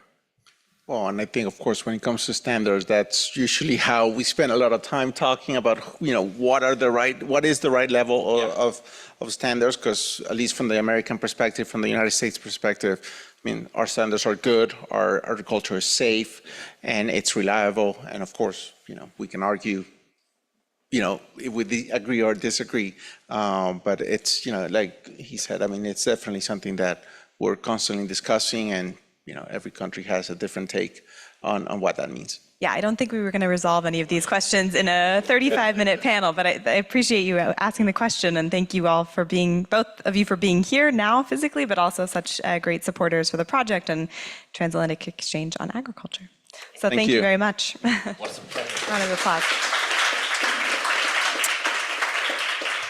And I am now really very pleased to introduce our final speaker for the day. I can't believe it's gone so quickly.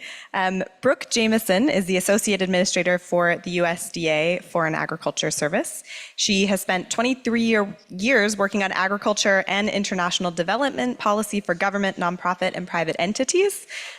She was also a congressional staffer handling agriculture and trade for 2 senators and a member of Congress. And she has also coordinated many U.S. aid projects in numerous countries, so bringing plenty of international experience to the conversation here at the very end. So thank you very much, Associate Administrator Jamieson, for being here. And I'll hand over the word to you. Yes, good. Thank you so much, and thank you for having me, and mostly thank you for having this conversation. I think these are the kinds of platforms and conversations that we should be having in order to improve all of our policies and things, and so appreciate you hosting this. And so in general, this is the exchange of knowledge and that will lead to the innovative solutions that we need to tackle challenges in the future, such as climate change and the complex trade environments that we were just talking about a minute ago, and also the global food security crises that we have seen recently. Here at the U.S. Department of Agriculture, we're committed to advancing science-based and innovative solutions, recognizing that robust trade and well-functioning markets from local to global scales are essential pillars to food security and sustainability. To successfully address these challenges, we cannot understate the importance of research, innovation, and science-based approaches to make our agricultural sectors more sustainable and efficient. Sustainable productivity growth, driven by this research, investment, and innovation, holds the key to meeting our food and nutrition needs while conserving natural resources for the well-being of current and future generations. USDA studies have shown that each dollar that we invest in agricultural research results in $20 of economic impact. Investments in new and existing solutions at the intersection of food security and climate, including digitalization of agriculture, are key to enhance sustainable productivity growth and resource conservation. The incredible productivity gains due to mechanization and scientific progress have helped the United States nearly triple its productivity over the last 100 years, creating new opportunities for food and agricultural product exports to help feed the world. In the United States and other countries, precision agriculture tools like field mapping and variable rate application give farmers real-time data where they can adjust inputs such as fertilizer. By allowing them to apply only what is needed, both input costs and environmental impacts are reduced. These are just a few examples showcasing how investments in innovative technologies in agriculture can help us reach our goals. When climate-smart agriculture innovations are designed with users in mind, these cascading benefits can increase equity by providing more tools to people across the agricultural and food value chain. Climate change is one of the most important challenges facing our planet today. It creates uncertainty and threatens the resilience of agriculture sector globally, directly impacting producers' ability to plan and manage risk. Farmers and ranchers are on the front lines of climate change. At the same time, they are uniquely positioned to deliver climate solutions by implementing production practices that provide climate resiliency to our food supply. USDA is a leader in advancing climate-smart agriculture to mitigate and adapt to global climate change impacts. U.S. and global consumers and markets are increasingly interested in how their products are produced and demanding products that use climate-smart and sustainable practices. In 2021, USDA launched the Partnerships for Climate-Smart Commodities program to develop and measure climate-smart practices through pilot projects. More than $3 billion has been invested in projects that provide verifiable on-farm emissions reduction and carbon sequestration benefits. Several key priorities were considered in project selection, including a focus on equity and historically underserved communities, and projects that had a robust plan for measurement, monitoring, and verification of greenhouse gas benefits. The Partnerships for Climate-Smart Commodities is underpinned by robust data and a learning strategy. We anticipate these projects will result in more than 60 million metric tons of carbon dioxide equivalent sequestered over the lives of the projects. This is equivalent to removing more than 12 million gasoline-powered vehicles from the road for 1 year. We expect to learn a great deal through the Partnerships program, and we intend to share our findings with the global community through our International Climate Hub. As Nicholas had said in the previous panel, last year, USDA launched this International Climate Hub, a global resource modeled after our 10 domestic hubs that have been working for 10 years.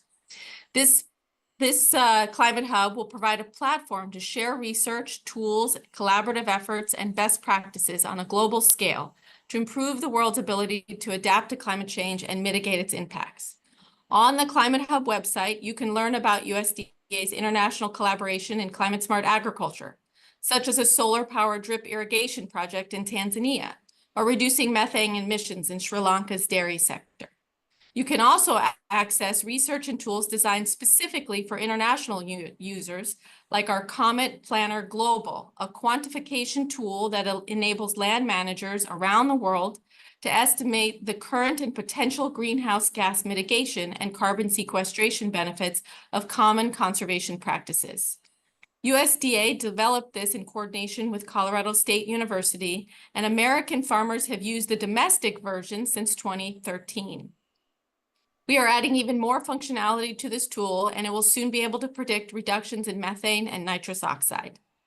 Together with efficient and appropriate use of modern production tools and emerging digital technologies, we can lead and empower science-based and data-driven policy and decision-making to support inclusive access to innovation globally.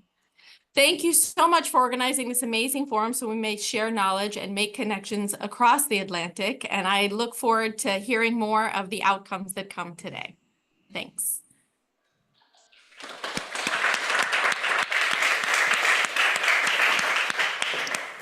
Thank you so much for joining us today. Before we let you get off and get on with your work, we heard that you might be here for another couple of questions. So we also heard that the G7 meeting, the agriculture ministers G7 meeting is coming up later on this month, I think on the 26th or 25th and 26th. Maybe you can give us a little bit of a preview what the main topics are going to be at that meeting.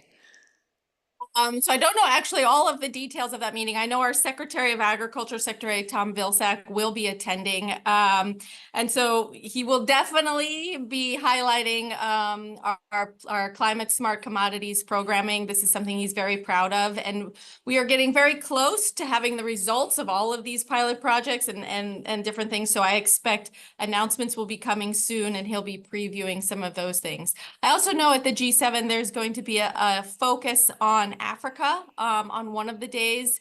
And so we have pioneered a lot of good work with the African continent in conjunction with the African Union to integrate science-based standards to harmonize global trade or continent-wide trade rules and things of that nature. So I expect he will also be highlighting those things. But I too am looking forward to the outcomes of the G7. So I don't know every detail.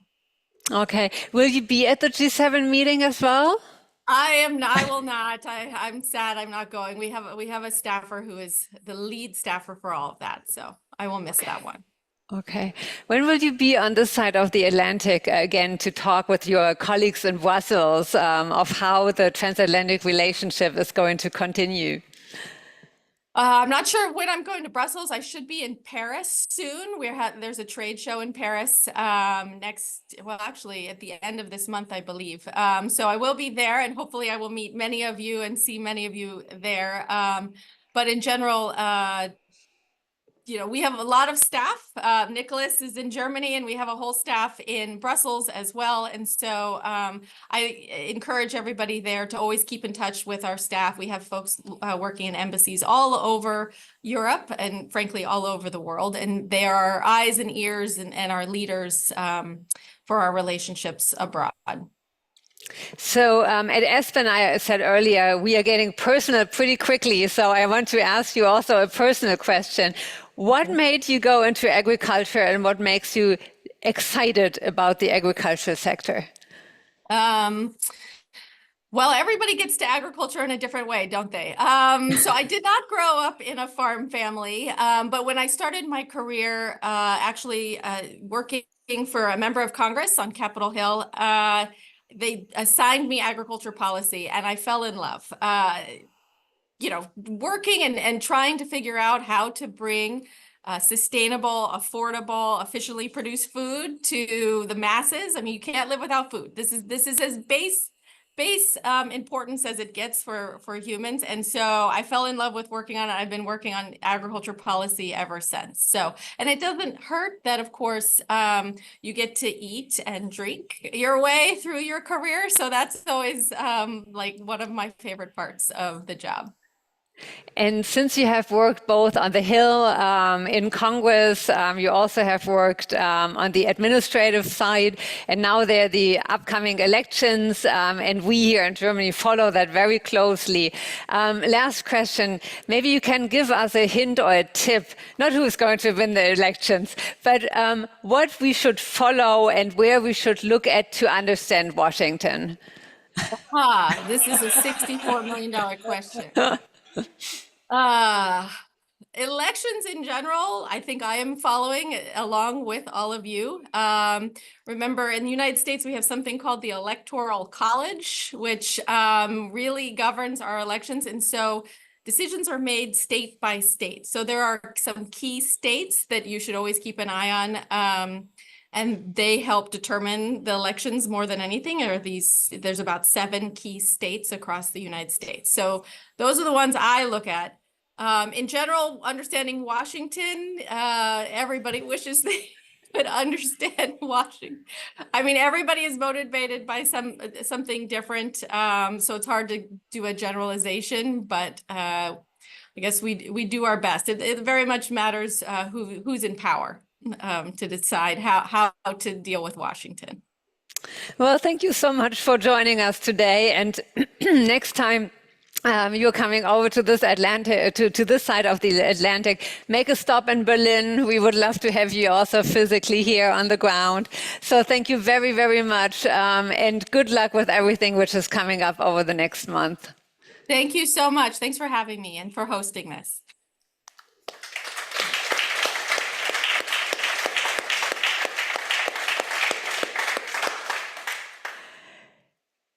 So unfortunately, this brings our conference already to the end.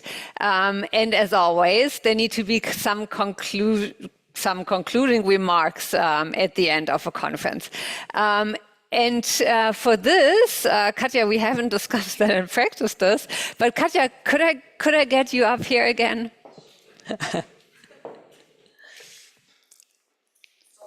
on accident. Anyway. Yeah, well, this is good. You already have the mic. That is good. So, Katja, the first 2 years of our project are behind us. The first, we looked at arable land and farming and growing crops. This year, we looked at the dairy and beef industry. Next year, it is going to be land use and also land use conflicts. So, what is now on your agenda? What is happening? Well, we are currently recruiting actually for our next cohort of participants. We opened up the call for applications within the last week. So exactly as Stormy mentioned, the focal topic is land use and land use conflicts between renewable energy production and food production. So it's something we actually heard through conversations at the U.S. Embassy last November, and also in talks with many of the German participants, that's a core topic of interest. And where will this take us? To which states? So we are getting to go travel and meet together in person twice next year, actually. One time in Colorado, so we'll be in and around Boulder, and also in Magdeburg, Saxony-Anhalt. So 2 exciting places. And the year after this, where will it take that? The year after this is actually Eastern North Carolina, because the focus is on animal health and welfare, focusing particularly on the poultry and pork industries. And we'll also in that year be in Hildesheim in that region of Germany. Yeah, why do I see that frown? This is like my region. No frown. I was trying to think. I've got it all in my head somewhere. I'm from Braunschweig, so Niedersachsen. That's very close also to Hildesheim. No, just kidding. Yeah. Yeah, and third year. Maybe I mentioned the third year also. So the third year is another topic we talked a lot about today, which is the agricultural labor force. So thinking about labor issues, basically working specifically with fruit and vegetable farmers. And the cities that we'll visit then are, well, cities and rural regions around those cities. We have to have enough hotel rooms to fit the group. But Bonn and then Davis, California. So another coast. And how can we all participate in this? You may be yourself interested in participating. If you haven't already, I wish we could have you guys back again, but new participants who might be interested, and please feel free. I mean, you all have networks in this sector, so let people know. I would argue to say it's a good experience. I don't know.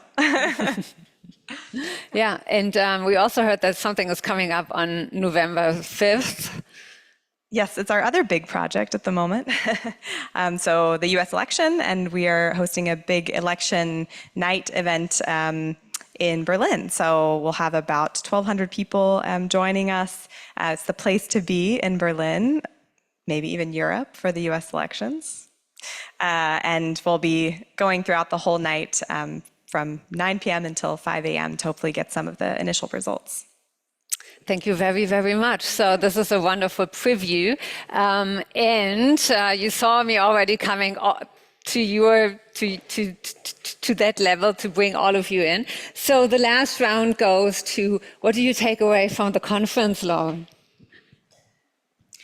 That all of you should email the policy recommendations to your representative. Oh, all politics is local. What do you take away? There's a lot of ongoing work beside policymakers. That's quite interesting for us to better connect with institutions like Aspen. Yeah. What do you take away? Oh, I have to think it over, and I'm very happy to learn that it's an ongoing process already with the program for next year and the year after. And I'm very interested in your 1 million bacteria in the soil. Well, I would say the future is the agriculture, for the world, not industry in itself. No, I take it back. Yeah. Not losing the control over the mic since you all want to go home eventually. Do you take anything away? Oh, it's so nice to see how much is already happening, how much exchange, and that's good to see. That's a good thing. Yeah. Anything you take away? Yes, I'm taking lots and lots away. Thank you so much for this forum, the many, many points you touched. Yes, I perfectly agree.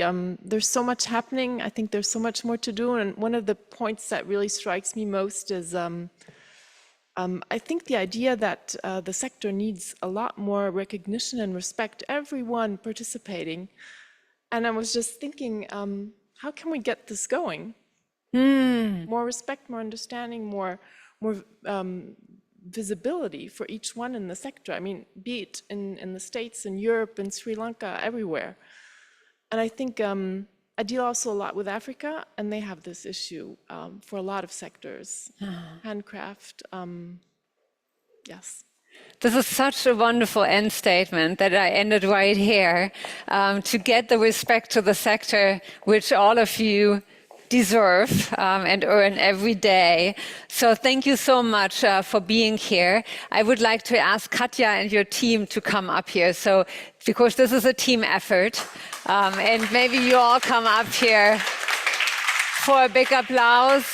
Lena as well, back at the, yeah, come on up here. We need you up here. So thank you very, very much. I hope to see all of you soon again, and also thank you so much for all of our virtual participants. We'll see each other soon. Lots of things coming up in the hot fall of Berlin with everything going on. And most of all, thank you to you for spending so much time with us over the last year, for joining us from the stables, from your machinery, from in the big harvesters and wherever you were. You always made the time, so thank you so much. And also to you as such a wonderful partner. Enjoy the rest of the day. It's not raining anymore. So thank you so much. Safe travels.